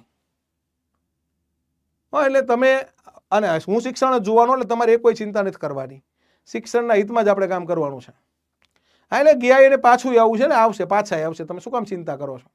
હા, આવે, આપણે બધાને લેક્ચર આપવાના છીએ, પાછા આવે તો ના નથી પાડતા, આપણે કોઈ ના પાડી નથી. એટલે તમને કોઈ ફેકલ્ટી એવું કહેતું હોય કે ભાઈ અમને જ્ઞાન લાઈવ કાઢી નાખ્યા, તો જ્ઞાન લાઈવે ક્યારેય કોઈને કાઢ્યા નથી, આ વસ્તુ યાદ રાખજો, બરાબર. જ્ઞાન લાવે કોઈને ના પાડી નથી, પણ જે નિયમ હોય ફોલો કરવા પડે. ચલો હવે અહીંયા ભણવામાં આવી જાઓ, આપણી બધી વાતમાં નહીં પડવાનું, આપણે ભણવાનું કામ કરવાનું, પોલિટિક્સમાં નહીં પડવાનું. ચલો હવે યુજીસી છે, યુનિવર્સિટી ગ્રાન્ટ્સ કમિશન. આ છે ને એ આમ તો 1953માં સંસ્થા બની, પછી એનો એક્ટ 1956માં બન્યો, જેને કહેવાય UGC act, university grants commission act, વિશ્વવિદ્યાલય અનુદાન આયોગ. યુજીસી નું પૂરું નામ શું છે? University grants commission. છેલ્લે જગદેશ મમીદલા હતા, હવે એ તો ભાઈ રિટાયર્ડ થયા અને એની જગ્યાએ અત્યારે વિનીત જોશી પાસે ચાર્જ છે. યુનિવર્સિટી ગ્રાન્ટ્સ કમિશન, વિશ્વવિદ્યાલય અનુદાન આયોગ, નવી દિલ્હી ખાતે બહાદુર શાહ ઝફર માર્ગ ખાતે આ સંસ્થા છે, બરાબર. ઉચ્ચ શિક્ષણનું મેનેજમેન્ટ કરે છે. યુજીસીના પે સ્કેલ મળે પ્રોફેસરોને, બરાબર, આસિસ્ટન્ટ પ્રોફેસર, એસોસિએટ પ્રોફેસર, પ્રોફેસરોને. છેલ્લે મેં ઉચ્ચ શિક્ષણમાં નોકરી કરીને ત્યારે યુજીસીના પે સ્કેલ અમે આપતા. આપણે કેમ ઉચ્ચતર પગાર ધોરણ આવે શિક્ષકોને 9, 20, 31નું, એમ આમને કેરિયર એડવાન્સમેન્ટ સ્કીમ આવે, CAS કહેવાય. દર 3 વર્ષે પગાર વધે સાહેબ. પ્રોફેસરો જેટલા કોઈના પગાર નહીં, સૌથી વધારે પગાર પ્રોફેસરોના, બરાબર. પહેલી નોકરી આસિસ્ટન્ટ પ્રોફેસરની આવે, પછી એસોસિએટ પ્રોફેસરની આવે, પછી યુનિવર્સિટી કક્ષાએ પ્રોફેસરનું પોસ્ટ આવે, બરાબર છે. તો એમના પગાર કેવા હોય ખબર છે? પ્રોફેસરોના પગાર 2 લાખના પગાર હોય. 2 લાખ રૂપિયાના પગાર છે પ્રોફેસરોના, 2 લાખ રૂપિયાના પગાર. એટલે સૌથી ઊંચા પગાર અહીંયા પ્રોફેસરોને મળતા હોય છે. ચલો તો અહીંયા આ બધું તમને પુસ્તકમાં આપેલું જ છે. University grants commission, UGC act 1956, સંસ્થા 53માં પાછળથી એક્ટ આવ્યો. હવે તો કે ભાઈ યુજીસીની જગ્યાએ હેકી લાવવાનું શું કામ નક્કી કર્યું? તો કે ભાઈ હેકી લાવવાનું એટલે નક્કી કર્યું, હાયર એજ્યુકેશન. હેકી એટલા માટે લાવીએ છીએ આપણે કે ભાઈ અહીંયા કમિશન શબ્દ જો ઘણી જગ્યાએ ઓનલાઈનમાં એ કાઉન્સિલ આપ્યું છે, અહીંયા આ કમિશન મોટો શબ્દ છે, એટલે અહીંયા higher education commission of India. કારણ કે યુનિવર્સિટી ગ્રાન્ટ્સ કમિશનમાં કમિશન હતું, તો કમિશન ટુ કમિશન જ રિપ્લેસ થાય, એટલે હેકીની અંદર સી કમિશનનો છે. અહીંયા ઘણા કાઉન્સિલ કરતા હોય છે ને કાઉન્સિલ કરે એટલે ખોટું પડે છે. કાઉન્સિલ નહીં આવે, કમિશન આવશે. શું આવશે? Higher education commission of India. હા, પ્રોફેસરની બધી વાત કરીશ, બરાબર, પ્રોફેસરની બધી વાત કરીશ. અને હવે તમે ટૂંકમાં ભણવા ઉપર ફોકસ કરો, તમને ક્યાંય કોઈ જગ્યાએ તકલીફ નહીં પડે. હા, જો હવે સાહેબ રડે કે સાહેબ પેલું કરે તો અમે કોઈ સાહેબને રડવાનું નથી કીધું, કંઈ પેલું નથી કીધું, બરાબર. નિયમ પ્રમાણે નિયમો પાડવાનું કીધું છે, નિયમ પ્રમાણે ભણાવે. અહીંથી જ્ઞાન લયમાંથી આપણે એમને ભણાવવાની તક આપી છે, ભરપૂર ભણાવવાની તક આપી છે, જે ભણાવવું એ ભણાવવાની તક આપી છે. અને પછી તમે એમ કે કોઈ કે ભાઈ અમે જ્ઞાન લાઈવની સામે જ લાઈવ કરશું તો અમે તો કેવી ચલવું, બરાબર. પછી એનો નોન કમ્પ્લીટ પીરિયડ હોય, 6 મહિના ના ભણાવી શકે, પછી 6 મહિના પછી ભલે જે કરવું હોય કરે, આપણે એમને છૂટ આપી છે, શુભેચ્છા આપી છે, અને અમે એમની સામે સાથે રહીને અમને લાખો કરોડોનો બિઝનેસ કરે એવી શુભેચ્છા પાઠવી. પણ અત્યારના વિદ્યાર્થીઓનું હિત રાખવાનું, અહિત નહીં કરવાનું, બરાબર. અહીંયા બાલ દેવો ભવ, અહીંયા વિદ્યાર્થી દેવો ભવ. વિદ્યાર્થી છે એને આપણે ન્યાય આપવાનો છે. એટલે કોઈને છોડીને જવું હોય તો એમાં આપણે કોઈને એવું ઇસ્યુ નથી કે ભાઈ ના કંઈ વાંધો નહીં, પણ એનો નોન કમ્પ્લીટ પીરિયડ હોય પાડવો પડે, ફોલો કરવો પડે, બરાબર. જે ફેકલ્ટી હોય XYZ, અને એની જગ્યાએ આવશે ને એનાથી સારો આવશે એટલે એ ચિંતા ના કરતી. હા, અહીંયા કેવું છે કે શિક્ષકો કેટલા તમારા ક્લાસ 1 અધિકારીઓ, ક્લાસ 2 અધિકારીઓ જ્ઞાન લાઈવમાંથી આપ્યા છે, તો મારી પાસે એવા શિક્ષકો નહીં હોય. હા, અત્યારે યુજીસીના હેડ છે ને છેલ્લે જગદેશ મમીદલા હતા, પણ અત્યારે જગદેશ મમીદલાની જગ્યાએ ચાર્જ આપ્યો છે વિનીત જોશીને. છેલ્લે જગદેશ મમીદલા હતા, પણ જગદેશ મમીદલાને જો હું છે ને આ તમે એમ કહો છો ને જગદેશ મમીદલા, તો જગદેશ મમીદલા સાહેબ સાથે પણ બેઠેલો, બરાબર. અમે એકવાર વચ્ચે હાયર એજ્યુકેશનમાં હતો ને ત્યાં સ્ટેચ્યુ ઓફ યુનિટી ખાતે અમે એક કાઉન્સિલ વેસ્ટર્ન ઇન્ડિયાના અલગ અલગ રાજ્યની યુનિવર્સિટીના વીસીની અમે કોન્ફરન્સ રાખેલી NEP અંતર્ગત, અને એ વખતે જગદેશ મમીદલા અમારા ગેસ્ટ હતા, અને મમીદલા જગદેશ સાહેબ જોડે હું 1 કલાક બેઠેલો. એટલે કે ચર્ચાઓ શિક્ષણને લગતી, NEPને લગતી સાહેબ જોડે મેં કરેલી. જોડે અમે ડિનરે લીધેલું એક જ ટેબલ ઉપર, આ મમીદલા જગદેશ સાહેબ છે ને જે એમની જોડે. પછી એકવાર સાહેબ આપણે તમને કદાચ આ તો કેવું નવું લાગે, આ ધર્મેન્દ્ર પ્રધાન સાહેબ આપણા કેન્દ્રના શિક્ષણ મંત્રી છે. હું હાયર એજ્યુકેશનમાં હતો ને ત્યારે એમને એરપોર્ટ ઉપર એકવાર અહીંયા પ્રોગ્રામ હોય એટલે અમને છે ને એરપોર્ટ ઉપર લાઇઝનિંગ આપે. લાઇઝનિંગ મીન્સ કે એને અહીંયા આવે એટલે એમને લેવા જવાના, એને લાઇઝનિંગ કહેવાય. સાહેબને ત્યાં હાયર એજ્યુકેશન તરફથી એમના લાઇઝનિંગમાં હું હતો, એટલે સાહેબને એરપોર્ટ ઉપર રિસીવ કરવા જવાનું. પછી સાહેબ છે ને અહીંયા આવે એટલે હંમેશા ધર્મેન્દ્ર પ્રધાન સાહેબ IITમાં રોકાય, ઇન્ડિયન ઇન્સ્ટિટ્યૂટ ઓફ ટેકનોલોજી, આપણે ત્યાં IIT છે ગાંધીનગરની જોડે, બરાબર. આઈઆઈટી પાલજ ગામ છે ગાંધીનગર, ત્યાં સાહેબ રોકાય. કોઈ હોટલમાં નથી રોકાતા, સાહેબને આઈઆઈટી પાલજમાં રોકાવું ગમે અને સરસ મજાની વ્યવસ્થા છે આઈઆઈટી પાલજમાં ગેસ્ટ માટે. સાહેબ આઈઆઈટી પાલજ ખાતે રોકાય એટલે પછી આઈઆઈટી પાલજ એમનું બુકિંગ હોય છે એટલે ત્યાં સુધી મૂકવાના, પછી પાછા બીજા દિવસે સવારે એમનો કાર્યક્રમ હોય એટલે જોડે જવાનું. એટલે સરકારમાં કામ કર્યું અધિકારી તરીકે, હાયર એજ્યુકેશનમાં કર્યું, માધ્યમિકમાં કર્યું, પ્રાઇમરીમાં કર્યું, તો આ બધા સાથે તો કામ કરેલું છે મેં. આ તમને એવું લાગતું હોય તમારા જે નિયામકને તમે સમજો કે અત્યારે ભરતી થતી હોય તો નિયામકને બધા સાથે મેં કામ કરેલું, વ્યક્તિગત બધાય. કોઈ અત્યારે શિક્ષણની અંદર એવું કોઈ અધિકારી નથી કે જે ચેતન પટેલ નામથી પરિચિત ના હોય. ટૂંકમાં તમે કોઈ પણ જગ્યાએ જાઓ ખાલી એટલું નામ કોણ, ચેતન પટેલ, એટલે બધા પરિચિત હોય. તમારે પાઠ્યપુસ્તક મંડળના નિયામક હોય કે પ્રાથમિક શિક્ષણના નિયામક હોય કે કોઈ પણ સંસ્થાની અંદર, કારણ કે બધા જોડે કામ કરેલું છે મેં અને બહુ સારા સંબંધોથી, બધા સાથે સારા સંબંધોથી છેલ્લે પ્રેમથી રાજીનામું આપ્યું છે. મને છૂટા જ નતા કરતા વિભાગવાળા કે સાહેબ તમને નથી જવા દેવા, પણ મેં પ્રેમથી એવું કીધું કે ભાઈ મારે હવે વિદ્યાર્થીઓ માટે કામ કરવું છે, મારે હવે અહીંયા ટૂંકમાં ફૂલ ટાઈમ શિક્ષક વિદ્યાર્થીઓને સમર્પિત રહેવું છે. હવે મારે આની અંદર નથી રહેવું ટૂંકમાં, બરાબર. વિદ્યાર્થીઓને સમર્પિત થઈ જવું છે ફૂલ ટાઈમ, એટલે પછી વિદ્યાર્થીઓ માટે કામ શરૂ કર્યું. તો આ મમિદલા જગદેશની જગ્યાએ અત્યારે વિનીત જોશી, બરાબર, હાલ ઇન્ચાર્જ છે યુજીસીના ચેરમેન વિનીત જોશી. વિનીત જોશી ઇન્ચાર્જ. એટલે તમને શિક્ષણની અંદર ક્યાંય તકલીફ નહીં પડવા દેવો. અમે જો સારો શિક્ષક આવશે એને આવકારીએ છીએ. સારા શિક્ષક કોઈ આવે ને સારું ભણાવતા હોય, સારું કન્ટેન્ટ હોય, તો મેઇન તો શિક્ષણમાં કન્ટેન્ટ જ છે. શિક્ષણની અંદર મેઇન એમ શું છે કે ઓવરઓલ શિક્ષણની ગુણવત્તા સુધરે, વિદ્યાર્થીઓને સારામાં સારું કન્ટેન્ટ મળે. એટલે ઘણીવાર તમને સાચી વસ્તુ હા આવશે, બધા સર આવશે, તે મોટા ભાગના આવશે. અમે કોઈ સરને ના પાડી જ નથી હો. એટલે એમ કોઈ સર નહીં, તમ તારે જેટલાને આવવું હોય બધાને હાથ છે, કોઈ ના નથી.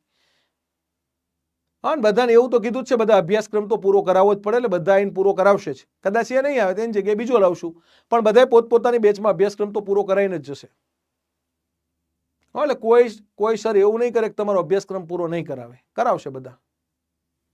ચલો હવે અહીંયા ન્યુપા નામની એક સંસ્થા છે. આવી તો કેન્દ્રની અંદર ઘણી બધી સંસ્થા છે, પણ આ અગત્યની સંસ્થાઓનો પરિચય આપ્યા પછી મારે તમને મેઇન માળખું સમજાવવું છે, બરાબર. તો ન્યુપા નામની સંસ્થા શું છે, બરાબર. તો અહીંયા આ પહેલા નીપા હતી, પહેલાનું શું નામ હતું, નીપા. પછી આપણે ન્યુપા કર્યું, બરાબર. 2006માં આને યુનિવર્સિટીનો દરજ્જો મળ્યો. 2006માં નીપાને યુનિવર્સિટીનો દરજ્જો મળ્યો, ડીમ્ડ યુનિવર્સિટી. સાહેબ આ ડીમ્ડ યુનિવર્સિટી એટલે શું? ઘણાને એવું લાગે ડીમ્ડ એટલે ખોટી, એને ફેક કહેવાય. ડીમ્ડ યુનિવર્સિટી એટલે યુનિવર્સિટીનો સમકક્ષ દરજ્જો ધરાવતી યુનિવર્સિટી કહેવાય. યુજીસી એક્ટ 1956ના અંડર સેક્શન 3F, બરાબર. યુનિવર્સિટી ગ્રાન્ટ્સ કમિશનનો જે કાયદો છે એની કલમ 3ના F પ્રમાણેની જે યુનિવર્સિટી છે ને એને કહેવાય ડીમ્ડ યુનિવર્સિટી. ડીમ્ડ યુનિવર્સિટીને પોતાના રાઇટ્સ હોય. ગુજરાતની અંદર 2 જ ડીમ્ડ યુનિવર્સિટી છે. ગુજરાતમાં 2 જ ડીમ્ડ યુનિવર્સિટી છે. હવે તમને એમ થાય સાહેબ ડીમ્ડ યુનિવર્સિટી એટલે શું? તો જો ડીમ્ડ યુનિવર્સિટી અલગ છે, પ્રાઇવેટ યુનિવર્સિટી અલગ છે, કારણ કે મેં તો હાયર એજ્યુકેશનમાં કામ કર્યું છે એટલે આનાથી વધારે તમને કોઈ ના કહી શકે. પણ મોટા ભાગના ત્યાં તમે એવું કોઈને પૂછો સાહેબ ડીમ્ડ યુનિવર્સિટી શું, એટલે કોઈ જવાબ નહીં આપે તમને આખા ગુજરાતમાં. કોઈ પણ લેક્ચર ભણાવતો હોય, પછી જ્ઞાન લાઈવમાં ભણ્યો હોય, ચેતન સર જોડે ભણ્યો હોય તેને ખબર હોય ડીમ્ડ યુનિવર્સિટી શું છે. હા, અત્યારે 122 ડીમ્ડ યુનિવર્સિટી છે આખા ભારતની અંદર. ભારતમાં 122 ડીમ્ડ યુનિવર્સિટી છે, 122. એની અંદર ગુજરાતમાં 2 ડીમ્ડ યુનિવર્સિટી છે. ડીમ્ડ યુનિવર્સિટી એટલે યુનિવર્સિટીનો સમકક્ષ દરજ્જો ધરાવતી યુનિવર્સિટી કહેવાય. ગુજરાતમાં કઈ 2 છે ખબર છે? ગુજરાત વિદ્યાપીઠ છે ને ડીમ્ડ યુનિવર્સિટી છે. ગુજરાત વિદ્યાપીઠ છે ને એ ગ્રાન્ટેડ ડીમ્ડ છે. ડીમ્ડના 2 પ્રકાર આવે, અને બીજી સુમનદીપ વિદ્યાપીઠ વાઘોડિયા. હવે નવી ડીમ્ડ યુનિવર્સિટીની મંજૂરી સરકાર આપતી નથી, આ જૂની આપેલી છે, બરાબર, એ જ છે. બાકી નવી મંજૂરી આપતી નથી સરકાર. ગુજરાત વિદ્યાપીઠ અને બે વિદ્યાપીઠ શબ્દ આવે ને એ 2 ડીમ્ડ યુનિવર્સિટી છે. ડીમ્ડ એટલે મૂળ તો યુનિવર્સિટી જ છે. હા, બાકી બધી પ્રાઇવેટ છે. આપણે ત્યાં 108 યુનિવર્સિટી છે અત્યારે ગુજરાતમાં. પ્રાઇવેટ યુનિવર્સિટીઓ વધારે છે. કેવી? પ્રાઇવેટ. હા, સરસ. તમે સારું ભણાવતા હશો તો જ્ઞાન લાઈવ તમને તક આપશે. અમારે તો કેવું છે કે સારો શિક્ષક જોઈ, સારા કન્ટેન્ટનો માલિક જોઈ, તો અમે એને ભણાવવાની તક આપશું. હવે આ ન્યુપાનું પૂરું નામ કોઈ કહેશે? ન્યુપાનું પૂરું નામ મને કોણ કહેશે? ચલો, પારુલબેન શું કહેવા માંગો છો? યુટ્યુબમાં ભણાવતા હશે જે સર તે ગુજરાતી બહુ સારું ભણાવે છે. આવશે. હો સારું ભણાવતું એ બધાને મારે આપવું જ પડે. National university of educational planning and administration. તો અહીંયા શું નામ છે આનું? નેશનલ. નેશનલ મીન્સ રાષ્ટ્રીય. નેશનલ યુનિવર્સિટી, પહેલા ઇન્સ્ટિટ્યૂટ હતું, હવે university. National university of educational એટલે કે શૈક્ષણિક પ્લાનિંગ એન્ડ એડમિનિસ્ટ્રેશન.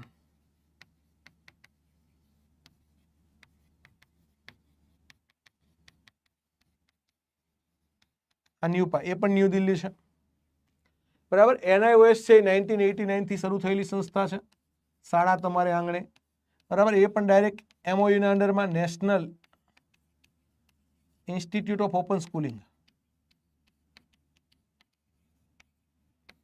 આ છે ને એ વિદ્યાર્થીઓને ઘરે બેઠા સીધી જ 10મા ધોરણની 12મા ધોરણની DLED કરાવે છે NIOS. પછી તો કે ભાઈ વ્યવસાયિક કોર્સ એ કરાવે છે NIOS. National institute of open schooling, શાળા તમારે આંગણે, આવું એનું સૂત્ર છે. આ પ્રશ્ન પૂછાયેલો છે. શાળા તમારે આંગણે, આવું કોનું સૂત્ર છે?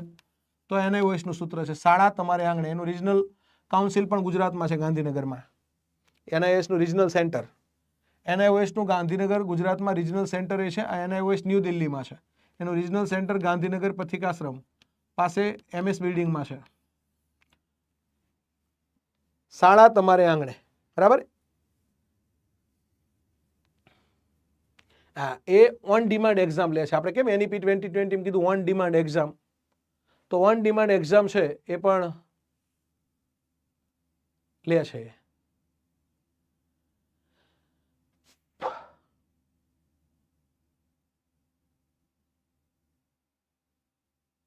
હા, NIOS વેલિડ છે, વેલિડ છે. બધી જગ્યાએ NIOS વેલિડ જ રાખવી પડે. ભારત સરકારની સંસ્થા છે. આપણી ગુજરાત સરકારની આવીને એવી સંસ્થા છે ને એને કહેવાય ગુજરાત સ્ટેટ ઓપન સ્કૂલિંગ. 2010 થી ચાલુ છે, GSOS. ચલો, આ હવે આપણે બેઝિક માહિતી થઈ ગઈ કેન્દ્ર સરકારની. હવે એવી જ રીતે ગુજરાત સરકારની તમને બેઝિક માહિતી આપી દઉં.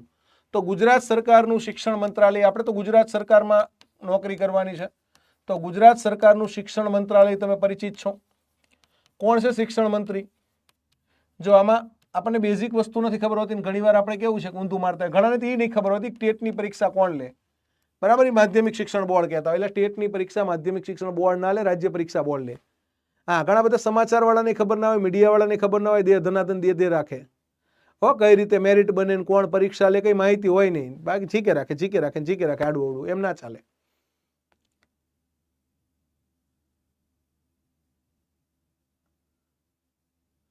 તો અહીંયા શિક્ષણ મંત્રાલય આપણું છે, ગુજરાત સરકારનું જે શિક્ષણ મંત્રાલય છે એની અંદર તો કે ભાઈ આપણા કેબિનેટ કક્ષાના 2 શિક્ષણ મંત્રી છે. કેમ? કેન્દ્રની અંદર કેબિનેટ કક્ષાના 1 હતા, અહીંયા કેબિનેટ કક્ષાના 1 અને 1 2 છે. આપણે ખાલી ડિંડોર સાહેબને જ ઓળખીએ છીએ.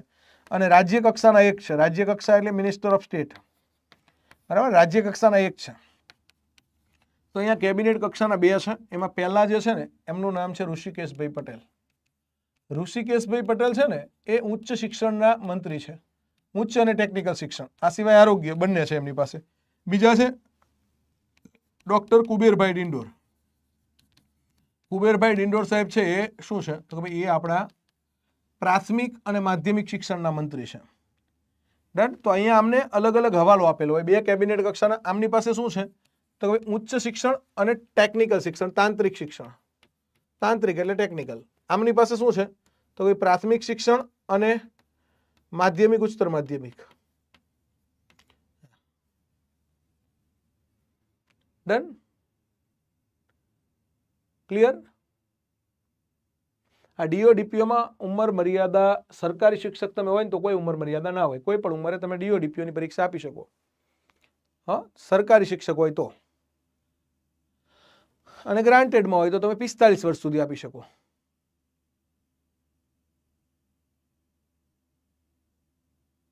હા, રાજ્ય કક્ષાના મંત્રી છે પ્રફુલભાઈ પાનસરિયા.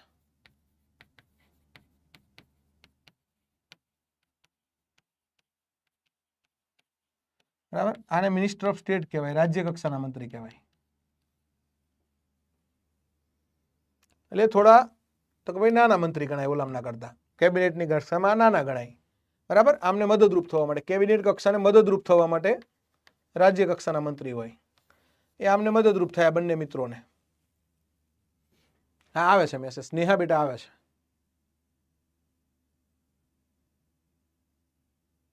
ડન. હવે ઓકે છે. હવે આપણું શિક્ષણ મંત્રાલયના અંડરમાં શિક્ષણ વિભાગ આવે. તો આપણો શિક્ષણ વિભાગ એટલે શું? તો વિભાગ આપણો ક્યાં બેસે ખબર છે? શિક્ષણ વિભાગ.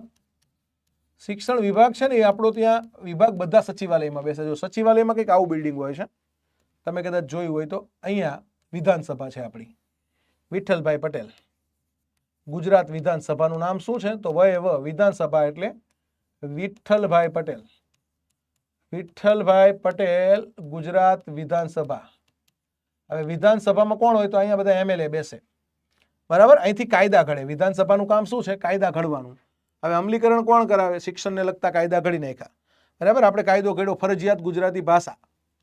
ફરજિયાત ગુજરાતી ભાષા ભણાવવાની 1 થી 8 ની અંદર. ઇંગ્લિશ મીડિયમની સ્કૂલ હોય ને તો આપણે એવો કાયદો ગણ્યો છે 2022માં. તો અહીંયા આ બાજુ તમે જાઓ ને તો અહીંયા શું છે?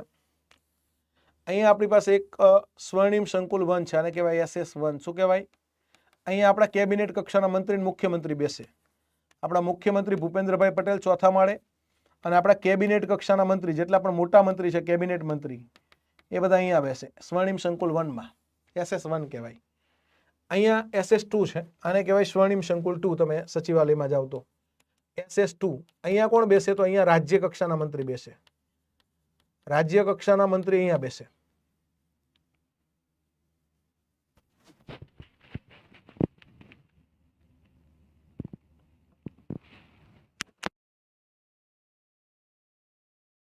ચલો હવે આગળ વધીએ.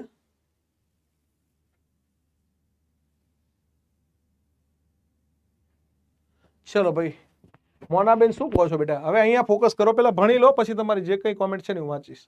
અત્યારે અહીંયા ફોકસ કરો. તમારી જે કંઈ વ્યક્તિગત તમારા પ્રશ્નો હોય તો એ પણ તમને જવાબ મળશે.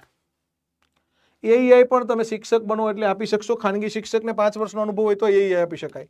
હવે અહીંયા બધા અલગ અલગ બ્લોક છે. બ્લોક નંબર 1માં GAD છે, બ્લોક 2 છે, બરાબર, કાયદા વિભાગ છે, 3 છે, અહીંયા બ્લોક 4, અહીં 4 છે, અહીંયા 5 છે. આ બ્લોક 5 છે ને એની અંદર 7મા માળે શિક્ષણ વિભાગ છે. બ્લોક 5માં 7મા માળે શિક્ષણ વિભાગ. આ શિક્ષણ વિભાગ આપણું બધું કામ કરે. શિક્ષણ વિભાગ છે ને એ જ સરકાર. સરકાર એટલે વિભાગ અને વિભાગ એટલે સરકાર. આ બધું આપણી નીતિ નિયમો, નીતિ ઘડતર, ટેટ પરીક્ષાની મંજૂરી આમણે આપી. ટેટ પરીક્ષાની મંજૂરી કોણ આપે? તો કે ભાઈ આ આપે. બરાબર. આ વિભાગમાં પણ મારા 2-3 મિત્રો છે એ ઉપસચિવ છે. એટલે ટૂંકમાં જોડે અમે તૈયારી કરેલી અને અત્યારે શિક્ષણમાં જ ઉપસચિવ છે. એટલે કંઈ પણ અપડેટ હોય તો ફોનમાં પણ એ વાત થઈ જાય, આપણને માહિતી મળી જાય. આ બાજુ પણ એ રીતના અલગ અલગ બ્લોક છે. બરાબર. આખું જે આ સચિવાલય છે ને એને શું કહેવાય ખબર છે? સરદાર ભવન કહેવાય. સરદાર ભવન એટલે સચિવાલય. આખું સચિવાલય છે એનું નામ શું? તો કે સરદાર ભવન. અહીંયા આ બાજુ બ્લોક છે આવા અલગ અલગ.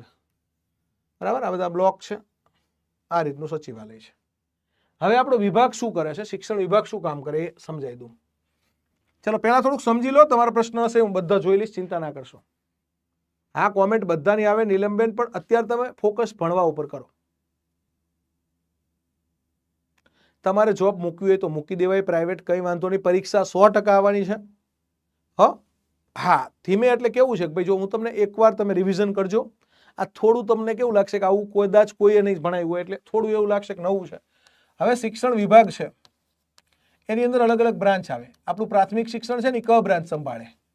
શિક્ષણ વિભાગની અલગ અલગ બ્રાન્ચ હોય. એમાં ક છે, ન છે અને ચ છે. આ 3 બ્રાન્ચ રહીને પ્રાથમિક શિક્ષણ સાથે જોડાયેલી છે. પ્રાથમિક શિક્ષણ સાથે જોડાયેલી બ્રાન્ચ છે. બરાબર. રાજ્ય પરીક્ષા બોર્ડ છે આપણું, એ ન બ્રાન્ચ જોવે છે. SEB, GCRT પણ ન બ્રાન્ચ જોવે છે. પછી આપણી ટેટ ટાટની પરીક્ષા ક બ્રાન્ચ જોવે. ટેટ ટાટ પરીક્ષા, વિદ્યા સહાયક ભરતી, ટેટ પરીક્ષા, વિદ્યા સહાયક ભરતી, આ બધું ક બ્રાન્ચ જોવે. બરાબર. ત્યાં મારા મિત્ર છે અત્યારે ઉપસચિવ તરીકે.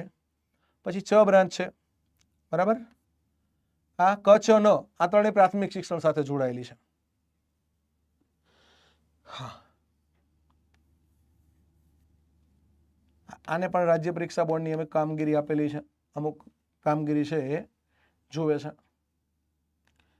હવે આ શિક્ષણ વિભાગ કહેવાય. પછી વિભાગની અંદર શું હોય તો કે જો વિભાગમાં આવા અધિકારી હોય, વિભાગના વડા હોય ને એને સચિવ કહેવાય. વિભાગના વડા છે ને આપણે ત્યાં અત્યારે ACS છે, additional chief secretary, Sunaina Tomar madam. શું કહેવાય એમને? ACS, સુનયના તોમર મેડમ છે. સુનયના તોમર મેડમ છે ને આપણા શિક્ષણ વિભાગના વડા કહેવાય. આપણા વિભાગના વડા કોણ? સુનયના તોમર. એસીએસ એટલે એડિશનલ ચીફ સેક્રેટરી, અધિક મુખ્ય સચિવ. અધિક મુખ્ય સચિવ તરીકે આપણા સુનયના તોમર મેડમ છે ને એ મેઇન છે આપણા. એ ઉચ્ચ શિક્ષણ ને ટેકનિકલ શિક્ષણ જોવે છે. ઉચ્ચ અને ટેકનિકલ શિક્ષણ છે એ આપણા સુનયના તોમર મેડમ જોવે છે. એમની નીચે આપણા પ્રિન્સિપલ સેક્રેટરી છે. પ્રિન્સિપલ સેક્રેટરી તરીકે આપણા કોણ છે? તો ભાઈ પ્રિન્સિપલ સેક્રેટરી તરીકે આપણા મુકેશ કુમાર સાહેબ છે. નામ સાંભળ્યું છે આવું? મુકેશ કુમાર.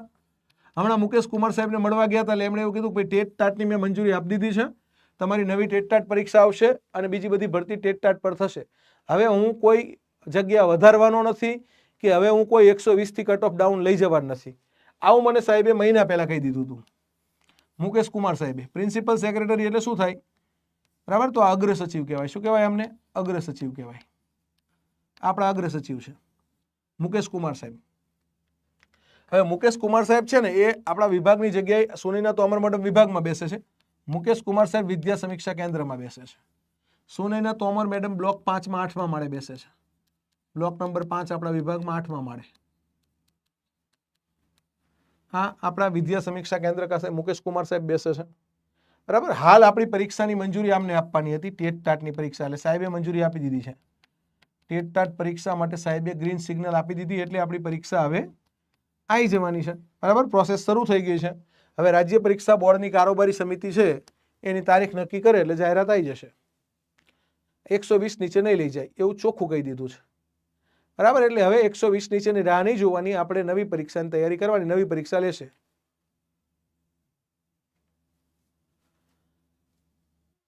એમનું મુકેશ કુમાર સાહેબ જ ભાઈ, આઈએએસ મુકેશ કુમાર સાહેબ, એટલું ઇનફ છે. બીજું વધારે તમારે કરવાની જરૂર નથી નામમાં.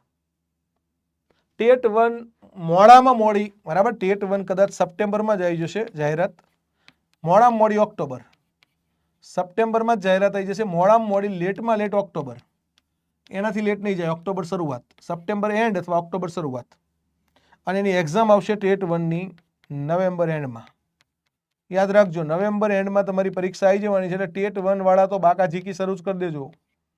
નવેમ્બર અંતમાં, એટલે કે તમારી નવેમ્બરના એન્ડમાં પરીક્ષા આવવાના પૂરા ચાન્સ છે ટેટ 1 વાળા. હા, ટાટે આવી જશે. ટાટની મંજૂરી આપી દીધી છે એટલે ટાટે આવશે. ટાટ સેકન્ડરીને કદાચ એવું કીધું, હમણાં જ મારી વાત થઈ હતી કે ભાઈ પહેલાં ટાટ હાયર સેકન્ડરી આપશું પછી સેકન્ડરી આપશું.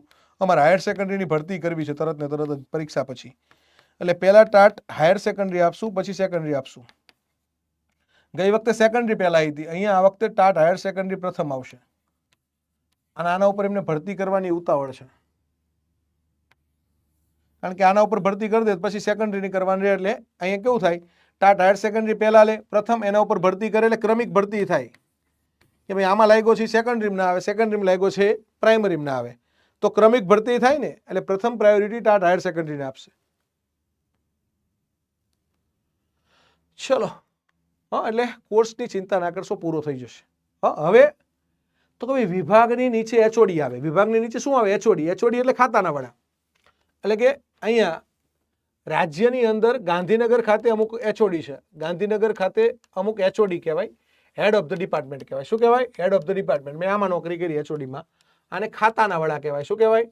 ખાતાના વડા. પેલા વિભાગના વડા. હવે ખાતાના વડા તરીકે નિયામક હોય. ખાતાના વડા તરીકે કોણ હોય? તો ભાઈ ખાતાના વડા તરીકે નિયામક હોય. દાખલા તરીકે અહીંયા પ્રાથમિક શિક્ષણ નિયામકની કચેરી, અહીંયા હેડ કોણ હોય? નિયામક હોય. બરાબર, પ્રાથમિક શિક્ષણ નિયામકની કચેરી, જેને કહેવાય ડાયરેક્ટર પ્રાઇમરી એજ્યુકેશન. બરાબર, પ્રાથમિક શિક્ષણ નિયામકની કચેરી. પછી બીજી અહીંયા છે તો ભાઈ અહીંયા નિયામક શ્રી શાળાઓની કચેરી, નિયામક શ્રી શાળાઓની કચેરી, જે આપણી 9, 10, 11, 12ની ભરતી કરે. ત્યાર પછી છે અહીંયા જીસીઈઆરટી, એ પણ આપણી એક વડી સંસ્થા છે જીસીઈઆરટી. પછી તો ભાઈ આપણી એક સંસ્થા છે Gujarat school text book board, આનો પ્રશ્ન ગઈ વખતે પૂછ્યો હતો. પછી ગુજરાત સેકન્ડરી અને હાયર સેકન્ડરી એજ્યુકેશન બોર્ડ, આ બધી આપણી અલગ અલગ સંસ્થાઓ છે. જીઆઈટી, પણ આ 3 સંસ્થા આપણા માટે બહુ અગત્યની છે. બરાબર, 4 સંસ્થા તો ખાસ માહિતી હોવી જ જોઈએ. તો પ્રાથમિક શિક્ષણ નિયામકની કચેરી છે એ અત્યારે બધી સંસ્થા અત્યારે તો આ વીએસ કેમ બેસે છે અત્યારે વિદ્યા સમીક્ષા કેન્દ્રની અંદર. બરાબર, સેક્ટર 19માં પહેલા બેસતી હતી તો ભાઈ ચોના સચિવાલયમાં બ્લોક 12માં. હું બ્લોક 12માં જ બેસતો. બીજા માળે. નિયામક શાળાઓની કચેરી પહેલા બેસતી હતી જૂના સચિવાલયમાં બ્લોક 9માં. મેં 3 વર્ષ નોકરી કરી, એમાં 3.5 વર્ષ. બરાબર. બ્લોક 12માં કરી 1.5 વર્ષ, 1.5 વર્ષ. પછી જીસીઆરટી જે છે, બરાબર, આ સેક્ટર 12માં છે. આનું અલગ જ મકાન છે સેક્ટર 12 ની અંદર, વિદ્યા ભવન. પહેલા જીસીઆરટી અમદાવાદ હતી, પછી ગાંધીનગર લઈ આવ્યા. બરાબર. પછી આ માધ્યમિક ઉચ્ચતર માધ્યમિક શિક્ષણ બોર્ડ પહેલા જૂનું બરોડા હતું. પહેલા છે ને એસએસસી માટે બરોડા હતું. જો એસએસસી બોર્ડ જૂનું ક્યાં હતું તો બરોડા અથવા વડોદરા. હવે બધું ક્યાં છે તો હવે એસએસસી એચએસસી બંને અત્યારે ક્યાં છે તો અત્યારે બંને ગાંધીનગર જ છે. હવે કોઈ બરોડા ખાતે કોઈ બોર્ડ કાર્યરત નથી, આવું યાદ રાખવાનું. જૂનું એસએસસી બોર્ડ ક્યાં હતું તો જૂનું બરોડા હતું, પણ હવે બંને ગાંધીનગર છે. બરાબર. આ સંસ્થા છે ને આ પરીક્ષા લે એસએસસી એચએસસી ની. ગુજરાત સેકન્ડરી, ગઈ વખતે આનો ટાટમાં પ્રશ્ન હતો કે ખાનગી માધ્યમિક શાળાને કોણ મંજૂરી આપે? Gujarat secondary and higher secondary education board. આપણે ત્યાં એક કાયદો માધ્યમિક શિક્ષણ અધિનિયમ છે 1972. માધ્યમિક શિક્ષણ અધિનિયમ 1972 એની કલમ 3 અનુસાર 1973માં બોર્ડની રચના થઈ. આની કલમ 3 અનુસાર બોર્ડની રચના કરવાની વાત હતી. 1973માં આપણું આ બોર્ડ રચાણું. જીસીઆરટી છે એની રચનાનો ઉલ્લેખ એનસીઆરટીમાં છે. સ્ટેટ ઇન્સ્ટિટ્યૂટ ઓફ એજ્યુકેશન તરીકે 1962માં સંસ્થાની રચના થઈ. 1988માં સંસ્થાને અપગ્રેડ કરીને જીસીઆરટી કરી. બરાબર. પછી એને તો કે ભાઈ ક્યાં લઈ આવ્યા? 1998માં. તો ભાઈ 1998માં એને લઈ આવ્યા આપણે અમદાવાદથી ગાંધીનગર, અને પછી નવું મકાનમાં આપણે લઈ ગયા 2005માં. એ મકાનનું નામ વિદ્યા ભવન. બરાબર. જીસીઆરટીનું જીવન શિક્ષણ મેગેઝિન શિક્ષકોને તાલીમ આપવાનું કામ કરે આપણું શૈક્ષણિક સત્તામંડળ છે. ગુજરાતનું શૈક્ષણિક સત્તામંડળ કયું તો શૈક્ષણિક સત્તામંડળ જીસીઆરટી. એજ્યુકેશનલ ઓથોરિટી કહેવાય ગુજરાતની. આરટી એક્ટ 2009ની કલમ 29 અનુસાર શૈક્ષણિક સત્તામંડળ છે. એટલે આ બધી સંસ્થાઓમાં કામ કરવાનો અનુભવ વ્યક્તિગત રહ્યો છે. અત્યારે અહીંયા જે સમજો જીસીઆરટીના સચિવ તરીકે ડુમરાળિયા સાહેબ છે અને નિયામક તરીકે આપણા પ્રકાશ ત્રિવેદી સાહેબ છે. પછી માધ્યમિક શિક્ષણ બોર્ડ છે, અહીંયા અધ્યક્ષ તરીકે પંડ્યા સાહેબ છે, અમારા કમિશનર હતા એમ એ પંડ્યા, અને સચિવ તરીકે આર વ્યાસ સાહેબ છે. આર વ્યાસ સાહેબ છે એ અમે બંને જોડે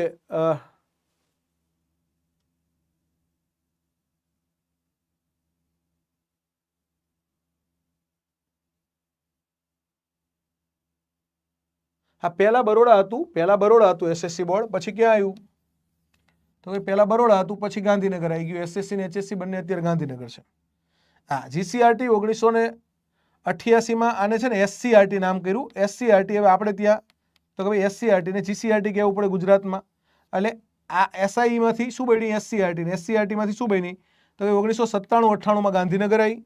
બરાબર. પછી 2005માં એનું નવું મકાન બન્યું. નવા મકાનમાં ગઈ. જીવન શિક્ષણ મેગેઝિન આપે છે. નવું મકાન વિદ્યા ભવન છે. શું નામ છે? વિદ્યા ભવન. હા, 97-98ના શૈક્ષણિક વર્ષની અંદર તો કે ભાઈ આપણે એને અમદાવાદથી ગાંધીનગર લાયા. પછી 2005માં એને નવું મકાન આપ્યું. 2004-05માં નવું મકાન છે એને આપણે વિદ્યા ભવન કહી છે. ત્યાં છે ને 3 સંસ્થા છે. વિદ્યા ભવન છે ને જે આ જીસીઆરટી, ત્યાં ગાંધીનગરનું ડાયટે છે. પછી એક એસટીટીઆઈ નામની સંસ્થા છે. એસટીટીઆઈનું પૂરું નામ ખ્યાલ છે કોઈને? અને પછી એક સંસ્થા છે જીસીઆરટી પોતે. સરસ મજાનું રિસોર્ટ જેવું બિલ્ડિંગ છે જીસીઆરટીનું બિલ્ડિંગ. તમે ટ્રેનિંગમાં જશો, શિક્ષક બનશો એટલે તમને જીસીઆરટીની ટ્રેનિંગ આવશે. રિસોર્ટ જેવું બિલ્ડિંગ છે, રિસોર્ટ. બરાબર. અત્યારે ડુમરાળિયા સાહેબ છે ત્યાં સચિવ તરીકે. એસટીટીઆઈ એટલે પહેલા એને એવું કહેતા સેકન્ડરી ટીચર ટ્રેનિંગ ઇન્સ્ટિટ્યૂટ, હવે કહે છે સ્ટેટ ટીચર ટ્રેનિંગ ઇન્સ્ટિટ્યૂટ. પહેલા સેકન્ડરી માટે હતું, હવે રાજ્ય માટે state teacher training institute. DIT એટલે ડાયટ, ગાંધીનગરનું district institute of education and training, અને જીસીઆરટી. ત્રણેય સંસ્થા આ એક જ બિલ્ડિંગમાં છે. વિદ્યા ભવન વાળું જે મકાન છે ત્યાં ત્રણેય બેસે છે. હવે વિદ્યા સમીક્ષા કેન્દ્રની અંદર તો બહુ બધી કચેરી છે. બરાબર. પહેલા આનું નામ હતું સીસીસી. અહીંયા તમે જાઓ ને એટલે સરસ મજાનો એક ઓલો મોરલો છે. પછી અહીંયા મહર્ષિ વાલ્મીકીની બહુ જ મોટી મૂર્તિ બનાવેલી છે. મહર્ષિ વાલ્મીકીની બહુ જ મોટી મૂર્તિ છે અહીંયા. મહર્ષિ વાલ્મીકીની મૂર્તિ બનાવેલી છે. વેદવ્યાસની બહુ જ મોટી મૂર્તિ છે અહીંયા. વેદવ્યાસ કોની મૂર્તિ છે? મહર્ષિ વેદવ્યાસ, કૃષ્ણ દ્વૈપાયન વેદવ્યાસ.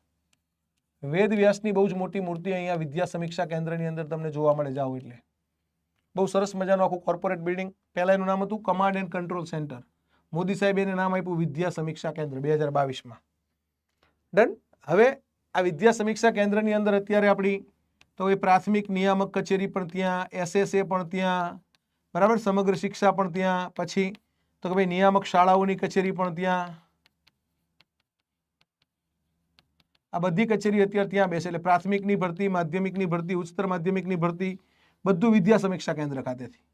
કચેરીઓ બધી અલગ અલગ છે, અલગ અલગ ફ્લોર ઉપર. ચલો હવે પ્રાથમિક નિયામકની કચેરીનું કામ શું હોય? તો કે ભાઈ આ પ્રાથમિક શિક્ષણનું કામ કરે. શેનું કામ કરે? પ્રાથમિક શિક્ષણને લગતું. પ્રાથમિક શિક્ષણને લગતું જે કામ છે, હવે એમાં શું? તો કે ભાઈ વિદ્યા સહાયકની ભરતી કરવાની, તો આ કરે. AEI ની ભરતી, આસિસ્ટન્ટ એજ્યુકેશન ઇન્સ્પેક્ટરની ભરતી, તો કે ભાઈ આ કરે. એસ્ટાટ આચાર્યની ભરતી, તો કે ભાઈ આ કરે. આ ભરતી માટે સમિતિ બનાવી છે. આ ત્રણેય ભરતી માટે આપણે શું બનાવ્યું છે? તો એક સમિતિ છે, બરાબર, જેને કહેવાય, આ પ્રશ્ન પૂછાયેલો છે, ગુજરાત રાજ્ય પ્રાથમિક શિક્ષણ પસંદગી સમિતિ. શિક્ષક નહીં હો, પ્રાથમિક શિક્ષણ પસંદગી સમિતિ. પહેલા છે ને પ્રાથમિક શિક્ષકોની પસંદગી જિલ્લા વાઇઝ થતી. આ સમિતિ બનાવી આપણે 2011થી. 2010માં આપણે એક સુધારો કર્યો. મુંબઈ પ્રાથમિક શિક્ષણ અધિનિયમની કલમ 23. મુંબઈ પ્રાથમિક શિક્ષણ અધિનિયમ 1947ની કલમ 23માં સુધારો કરી અને આપણે આ કમિટી બનાવી છે. 4 વ્યક્તિઓની આ કમિટી હોય, એ ભરતી કરે વિદ્યા સહાયકની, AEIની અને એચટાટની. આ ત્રણેયની. ગ્રાન્ટેડ માટે હમણાં કમિટી બની ગઈ છે, એટલે ગ્રાન્ટેડની અંદર એ ભરતી આવશે. ગ્રાન્ટેડ પ્રાથમિક શાળાઓમાં આ સરકારી માટે છે. પછી ગ્રાન્ટેડ માટે હમણાં જ કમિટી આપણે નવી બનાવી.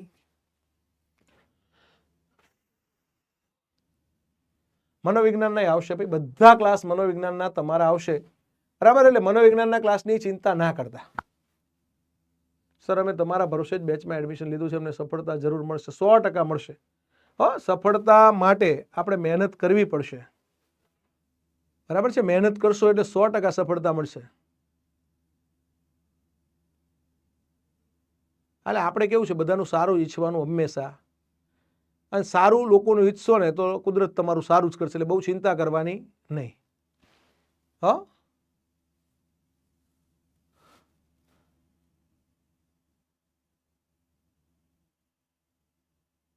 હા આવશે, આવશે. અરમાન સર આવશે. અરમાન સર અહીં જ છે, કોઈ સર ગયા નથી, બરાબર. અમુક સરને એવું છે કે ભાઈ અમારે પોતાના ક્લાસ કરવા છે, તો એમને આપણે એવું કીધું કંઈ વાંધો નહીં, કરો, અહીં કોર્સ પૂરો કરી દો ને તમે પોતાના ક્લાસ કરજો.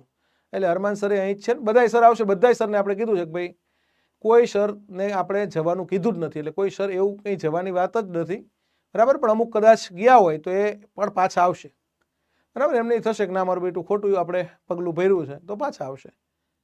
એટલે કોઈ એ ચિંતા ના કરશો. હવે અહીંયા સમજો, પ્રાથમિક શિક્ષણ નિયામકની કચેરી ખાતે નિયામક સાહેબ છે ને, એ આ ભરતી સમિતિના અધ્યક્ષ હોય. નિયામક સાહેબ છે ત્યાં, એ આ ભરતી સમિતિના અધ્યક્ષ છે. અને સાથે નાયબ નિયામક ભરતી છે. નિયામક સાહેબ MI જોશી સાહેબ છે, બરાબર. અને નાયબ નિયામક ભરતી ગૌરાંગ વ્યાસ છે.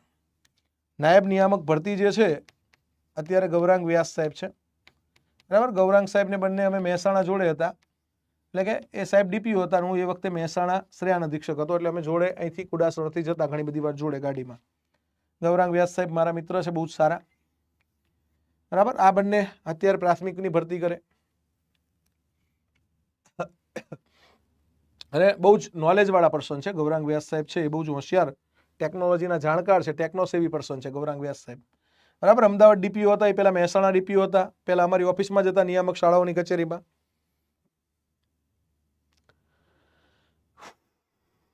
હવે આ નિયામક શાળાઓની કચેરી, બરાબર. અહીંયા મેં નોકરી કરી છે લગભગ સમજો ને 3 સાડા 3 વર્ષ. ગ્રાન્ટીન એડ શાળાઓ જે છે એનું ઓડિટની કામગીરી હું સંભાળતો, ઓડિટ અધિકારી તરીકે, શ્રેયાન અધિક્ષક તરીકે. તો અહીંયા આ લોકો માધ્યમિક, ઉચ્ચતર માધ્યમિક શિક્ષકોની ભરતી કરે. માધ્યમિક શિક્ષકો સરકારી ગ્રાન્ટેડ, સરકારી ગ્રાન્ટેડ બંને, સરકારી નાય ભરે, ગ્રાન્ટેડ નાય ભરે. પછી ઉચ્ચતર માધ્યમિક શિક્ષકો ભરે, સરકારી અને ગ્રાન્ટેડ બંને. તો આમનું કામ છે નિયામક શાળાઓની કચેરીનું શું કામ છે? તો કે ભાઈ અહીંયા એમનું કામ છે માધ્યમિક, ઉચ્ચતર માધ્યમિકની ભરતી કરવી, સરકારી માધ્યમિક શાળાઓ ખોલવી, બરાબર. ગ્રાન્ટેડ માધ્યમિક શાળાઓનું નિયમન કરવું. આ કામ નિયામક શાળાઓની કચેરી કરે છે. હવે જિલ્લા કક્ષાએ જો એમાં કેવું છે, એવું આપણે ના કહી શકીએ કે ભાઈ શ્રેયાન અધિક્ષક એટલે વહીવટી અધિકારીનો હોદ્દો કહેવાય, જીએસ કહેવાય, ગુજરાત એજ્યુકેશન સર્વિસ, બરાબર. એ જીપીએસસી થ્રુ ભરતી થાય છે. 2018માં મારી શ્રેયાન અધિક્ષકની જીપીએસસી મેં પાસ કરી હતી. કાંઈ તમે આ બધું મેં આપેલું છે બુકમાં, તમે ખાલી એકવાર બેઝિક મગજની અંદર ઉતાર દો. બરાબર છે સર.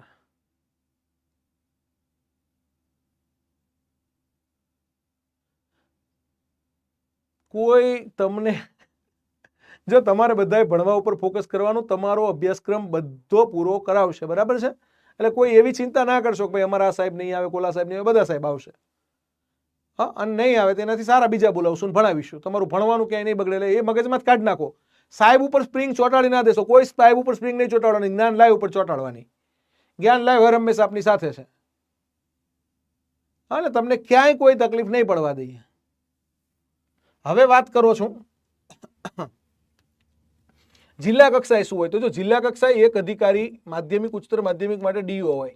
નામ સાંભળ્યું છે ને તમે ડીઓ નું, અને તમે એક અધિકારી ડીપીઓ હોય. અત્યારે મોટા ભાગના જિલ્લાની અંદર ડીઓ ડીપીઓ છે ને બધા મારાથી પરિચિત છે, અને હું બધું એમનાથી પરિચિત છું, કારણ કે બધા જોડે નોકરી કરી ક્લાસ 2માં. તો ડીઓ બધા પ્રમોશનથી હમણાં થયા છે, બરાબર. ડીઓ ડિસ્ટ્રિક્ટ એજ્યુકેશન ઓફિસર કહેવાય. શું કહેવાય આને? District education officer. District education officer, જિલ્લા શિક્ષણાધિકારી, બરાબર. જિલ્લા શિક્ષણ અધિકારી. શું કહેવાય આને ગુજરાતીમાં? ડિસ્ટ્રિક્ટ એટલે જિલ્લા, એજ્યુકેશન એટલે શિક્ષણ, અને ઓફિસર એટલે અધિકારી. જિલ્લા શિક્ષણ અધિકારી, બરાબર. ડીપીઓને શું કહેવાય? તો કે ભાઈ ડિસ્ટ્રિક્ટ પ્રાઇમરી એજ્યુકેશન ઓફિસર. ડીપીઓને શું કહેવાય? તો ડીપીઓને કહેવાય ડિસ્ટ્રિક્ટ પ્રાઇમરી એજ્યુકેશન ઓફિસર.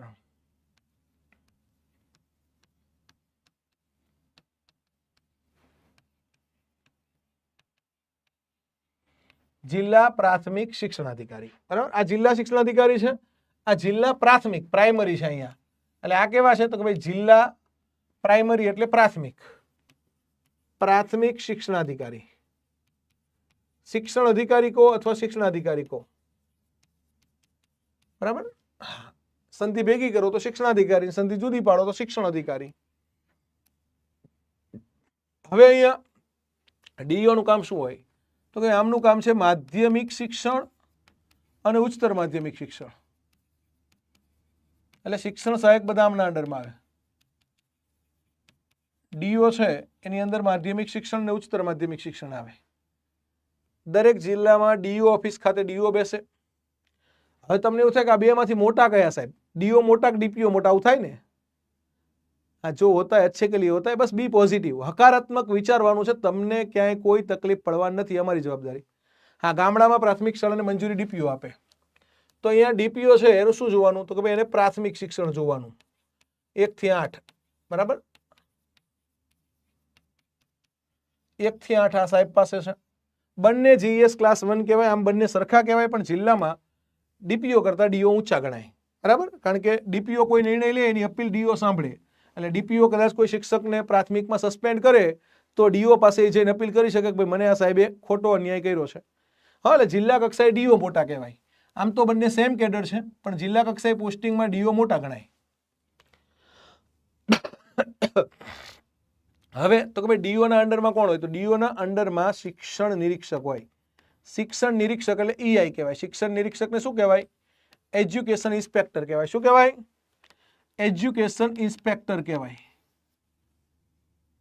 શિક્ષણ નિરીક્ષક કેની કેવી છે આપણે? કેળવણી નિરીક્ષક. કેવા? કેળવણી નિરીક્ષક હોય ડીઓના અંડરમાં, જે જીએસ ક્લાસ 2 હોય, બરાબર. પછી તો કે ભાઈ એમના નીચે મદદનીશ કેળવણી નિરીક્ષક હોય, એઈઆઈ કહેવાય. મદદનીશ કેળવણી નિરીક્ષક હોય, જેને શિક્ષકમાંથી, સરકારી શિક્ષકમાંથી 5 વર્ષ માટે અહીંયા પ્રતિનિયુક્તિથી એઈઆઈ મૂકે, અથવા એડીઆઈ કે એડિશનલ ઈઆઈ. આ સરકારી શિક્ષકમાંથી મૂકે.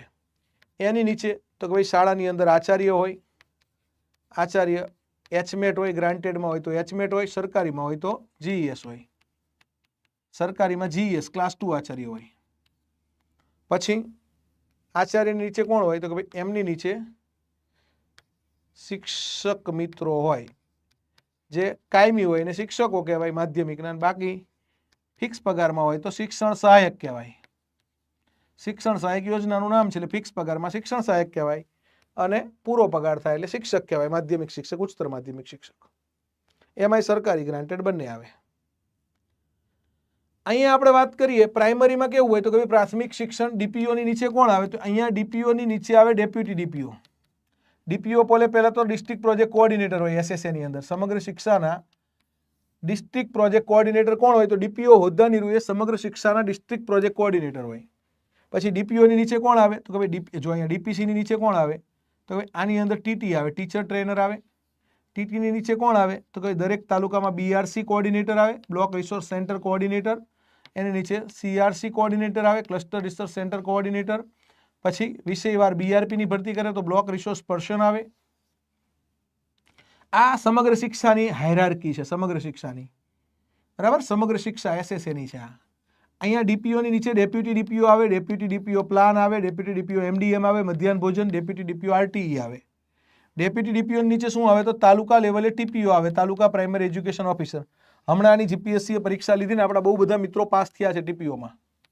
બરાબર, બહુ બધા મિત્રો ટીપીઓમાં સિલેક્ટ થયા છે આપણા જ્ઞાન લાઈવના. હા, બહુ બધા સારું એવું રિઝલ્ટ છે આપણું ટીપીઓનું.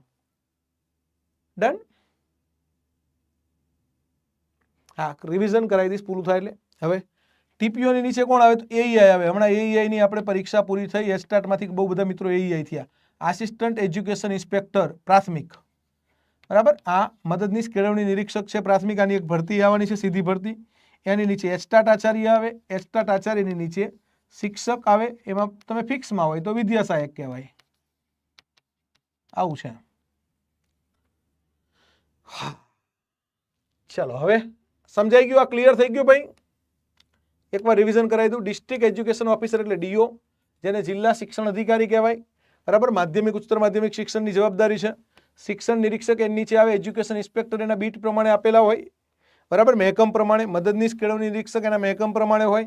એની નીચે આચાર્ય ગ્રાન્ટેડમાં એચમેટ કહેવાય. બરાબર, હેડમાસ્ટર એપ્ટિટ્યુડ ટેસ્ટ પાસ કરીને આવે અને સરકારીમાં જીએસ જીપીએસસી પાસ કરીને આવે. શિક્ષક મિત્રો શિક્ષણ સહાયક મિત્રો કહેવાય. બરાબર, શિક્ષક મિત્રો ફિક્સમાં હોય તો શિક્ષણ સહાયક મિત્રો. પ્રાઇમરીની અંદર વાત કરીએ, ડિસ્ટ્રિક્ટ પ્રાઇમરી એજ્યુકેશન ઓફિસર જિલ્લા પ્રાથમિક શિક્ષણ અધિકારી કહેવાય. પ્રાથમિક શિક્ષણ જોવે એ એસએસએમાં મુકાય તો ડિસ્ટ્રિક્ટ પ્રોજેક્ટ કોઓર્ડિનેટર કહેવાય. એસએસએમાં એને મૂકવાના જ હોય.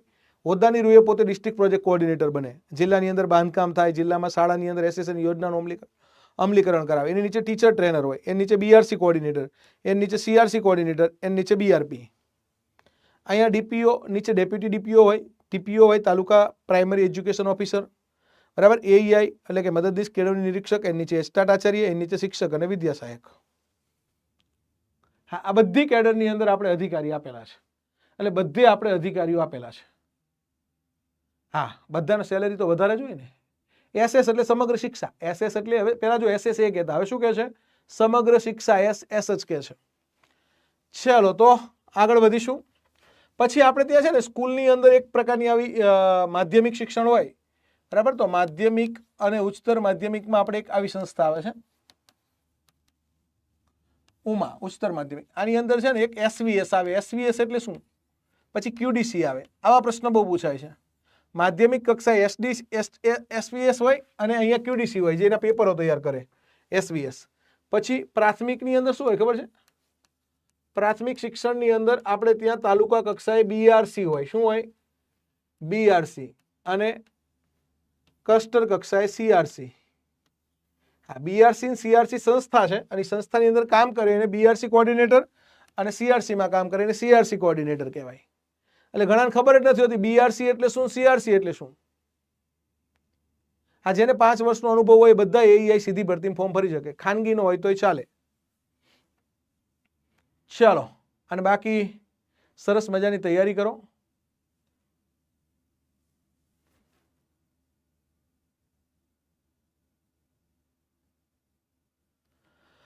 ચલો તો એસવીએસ એટલે શાળા વિકાસ સંકુલ. શાળા વિકાસ સંકુલ. આ પ્રશ્ન પૂછાઈ ગયેલો છે. એસવીએસ. પછી ક્યુડીસી એટલે તો quality development cell. Quality development cell એટલે ક્યુડીસી. બરાબર.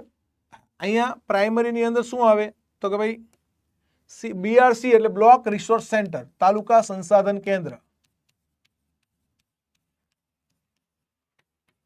હવે આ સેન્ટર ખાતે જે કોઓર્ડિનેટર હોય ને CRC કોઓર્ડિનેટર, BRC કોઓર્ડિનેટર કહેવાય. પછી ક્લસ્ટર, ક્લસ્ટર એટલે જૂથ, જૂથ સંસાધન કેન્દ્ર. રિસોર્સ રિસોર્સ સેન્ટર છે, રિસર્ચ નહીં. અહીંયા જે કામ કરે ને એને CRC કોઓર્ડિનેટર કહેવાય, ક્લસ્ટર રિસર્ચ સેન્ટર કોઓર્ડિનેટર. અહીંયા કામ કરે એને કહેવાય BRC coordinator, block resource centre coordinator. Clear? હા, CRC અંતર્ગત 8 થી 10 શાળાઓ હોય, બરાબર, 8 થી 10 શાળાઓ. અને બ્લોક રિસર્ચ સેન્ટરની અંદર તાલુકાની બધી શાળાઓ હોય. આ તાલુકા કક્ષાએ હોય, તાલુકા સંસાધન કેન્દ્ર કહેવાય. આને કહેવાય જૂથ સંસાધન કેન્દ્ર. બરાબર, આ શિક્ષકમાંથી જ બને. BRC CRC કોઈ અલગ હોદ્દો નથી. હમણાં CRC ની પરીક્ષા લેવાની, આપણે એના પ્રશ્નો તમને સોલ્વ કરાયા. બરાબર, BRC CRC ની પરીક્ષા શિક્ષક તમે બનો પછી આપી શકો. શિક્ષકમાંથી તમે BRC CRC થઈ શકો. હા, BRC CRC પ્રતિનિયુક્તિ વાળી પોસ્ટ છે, એટલે કે અહીંયા તમને ડેપ્યુટેશન ઉપર મોકલે. આ પ્રતિનિયુક્તિની પોસ્ટ છે. પ્રતિનિયુક્તિ એટલે મીન્સ તમને શિક્ષકનો જ પગાર મળે પણ અલગ તમને વેતન ભથ્થા મળે અને તમારે ડેપ્યુટેશન ઉપર BRC તરીકે CRC તરીકે કામ કરવાનું. શિક્ષકમાંથી જ હોય. BRC CRC કોણ હોય? પ્રાથમિક શિક્ષકમાંથી જ હોય. હા, કરી શકાય, કરી શકાય. પંડ્યા રવિના સરસ. તો 15 વર્ષથી રાહ જુઓ છો, સરસ મજાની તૈયારી કરો, ખૂબ ખૂબ આગળ વધો. બરાબર, આજનું સેશન અહીંયા આપણે પૂરું કરીએ છીએ. તમને સેશન કેવું લાગ્યું એ ખાસ કહેજો. બરાબર, અને DO DPO એક સરખા જ કહેવાય પણ જિલ્લા લેવલે હોદ્દા મુજબ DO છે એ મોટા ગણાય. બાકી બંને ગુજરાત એજ્યુકેશન સર્વિસ ક્લાસ 1 જ હોય, DO DPO બંને.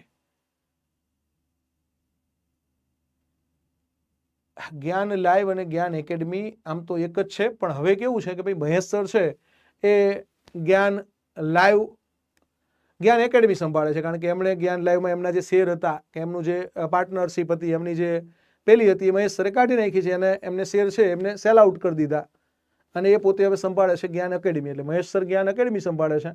બરાબર, એમનું જે ટૂંકમાં અહીંયા હિસ્સો હતો એ એમને કંપનીને વેચ્યો છે, એટલે કે એ પોતે પોતાનો હિસ્સો અહીંથી કાઢી અને એ જ્ઞાન એકેડમી ઉપર ફોકસ કરે છે. એટલે જ્ઞાન એકેડમી મહેશ સર ફોકસ કરે છે, જ્ઞાન લાઈવ હું જોઉં છું. બરાબર, અને જ્ઞાન લાઈવ અને જ્ઞાન એકેડમી હર હંમેશા આપને મદદરૂપ થવાના છે, એટલે ચિંતા કરશો નહીં. હા, બહુ ચિંતા કરશો નહીં, સરસ મજાનું ભણો, બધું સરસ રીતે તમારું ચાલવાનું છે. ચલો, અને બાકી હમણાં 10 વાગે પાછું એક ઝાલોડિયા સાહેબે સરસ મજાનું તમને યુટ્યુબમાં સેશન લેવાના છે, એટલે એમાં જે મિત્રો જોડાવા માંગતા હોય એ જોડાઈ શકો છો. અને તમારી બેચમાં પણ સેશન ચાલુ જ રહેશે, એટલે તમારી બેચમાં સેશન ચાલુ જ રહેવાના છે. કોઈ સેશન બાકી નહીં રહે અને સરસ મજાના સેશન રહેશે. યુટ્યુબમાં શિક્ષક દિન નિમિત્તે શિક્ષકોને લાભ થાય, કારણ કે શિક્ષકો જ હતા બધાય. ઝાલોડિયા સાહેબ એ ગવર્મેન્ટ હાયર સેકન્ડરીની અંદર શિક્ષક છે, ડૉક્ટર છે, PhD છે મનોવિજ્ઞાનની અંદર. બરાબર, એટલે સરસ મજાનું અધ્યાપન કરાવશે, એમનો તમે લાભ લઈ શકો છો. પોતે હવે એમનું પ્રમોશન આવવાનું છે, સાહેબનું પ્રમોશન આવે એમનું ક્લાસ 2માં. જો તમે ગવર્મેન્ટ ટીચર હોય તો એમનું પ્રમોશન હવે GES ક્લાસ 2માં થશે, એટલે સાહેબ ક્લાસ 2 અધિકારી બનશે પ્રમોશનથી. એટલે એમની પાસે અધ્યયન કરો, જુઓ, અને બાકી બેચમાં એનાથી વધારે સારું કરાવશે. કશું જ બાકી નહીં રાખે. તમારી બેચમાં કશું જ બાકી નહીં રહે, કોઈ વિષય બાકી નહીં રહે, એટલે ચિંતા ના કરતા. બાકા ઝીકી બોલાવી દઈશું બેચમાં. યુટ્યુબમાં તો જોડાવવું હોય તો તમારી ઈચ્છા, ના જોડાવ તો વાંધો નથી, પણ બેચમાં તો ભૂકા બોલાવી જ દઈશું.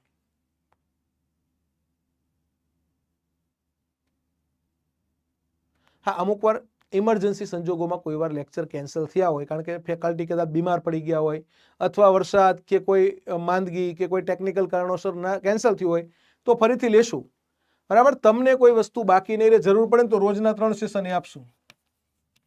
જરૂર પડે તો રોજના 3 સેશન આપશું. પરીક્ષા નજીક આવી જશે તો રોજના 3 સેશન આપશું, પણ તમારું શાંતિથી પૂરું થાય એવો અમારો આગ્રહ છે. એટલે જરૂર પડે તો આ ઇમરજન્સીમાં, બાકી તો શાંતિથી તમારો અભ્યાસક્રમ પૂરો થાય એવો અમારો ટાર્ગેટ છે. શાંતિથી તમારો અભ્યાસક્રમ પૂર્ણ કરાવશું. ચલો ઓલ ધ બેસ્ટ. ચિંતા કરતા નહીં, સરસ મજાની તૈયારી કરો. હા, જ્ઞાન લાઈવ તમારી સાથે છે, હર હંમેશ રહેવાનું છે. ચેતન પટેલ સર તમારી સાથે છે, બરાબર. બાકા ઝીકી બોલાવી દેશું. હા, કોઈ ટેન્શન લેવાનું નથી, બધાય સાહેબ આવશે, કોઈ ક્યાંય જવાનું નથી. હા, અને કોઈ જશે તો એનાથી સારો આવશે. અને કોઈ સાહેબ ઉપર તમારે ટેન્શન પેલું પિન નહીં ચોંટાડી દેવાની, એનાથી સારો આવશે. કોઈ જશે તો એનાથી સારો આપશું. હા, ને આપણે કોઈને કાઢતા નથી, પણ કોઈને એવું થાય કે મારે પોતાના ક્લાસ કરવા છે, અહીંથી મોટા થઈ ગયા જ્ઞાન લાઈવમાંથી, એમને એવું થઈ જાય કે અમે તો બહુ મોટા સાહેબ થઈ ગયા, હવે તો અમે અમારા ક્લાસ કરી, બરાબર. પણ એને એ નથી ખબર હોતી કે અહીંયા તમને કન્ટેન્ટ બનાવીને આટલું બધું કોણે આપ્યું, આટલું મોટું પ્લેટફોર્મ કોણે આપ્યું, આટલું મોટો મોકો કોણે આપ્યો તમને મોટા થવાનો, એ કદાચ ભૂલી જતા હોય છે.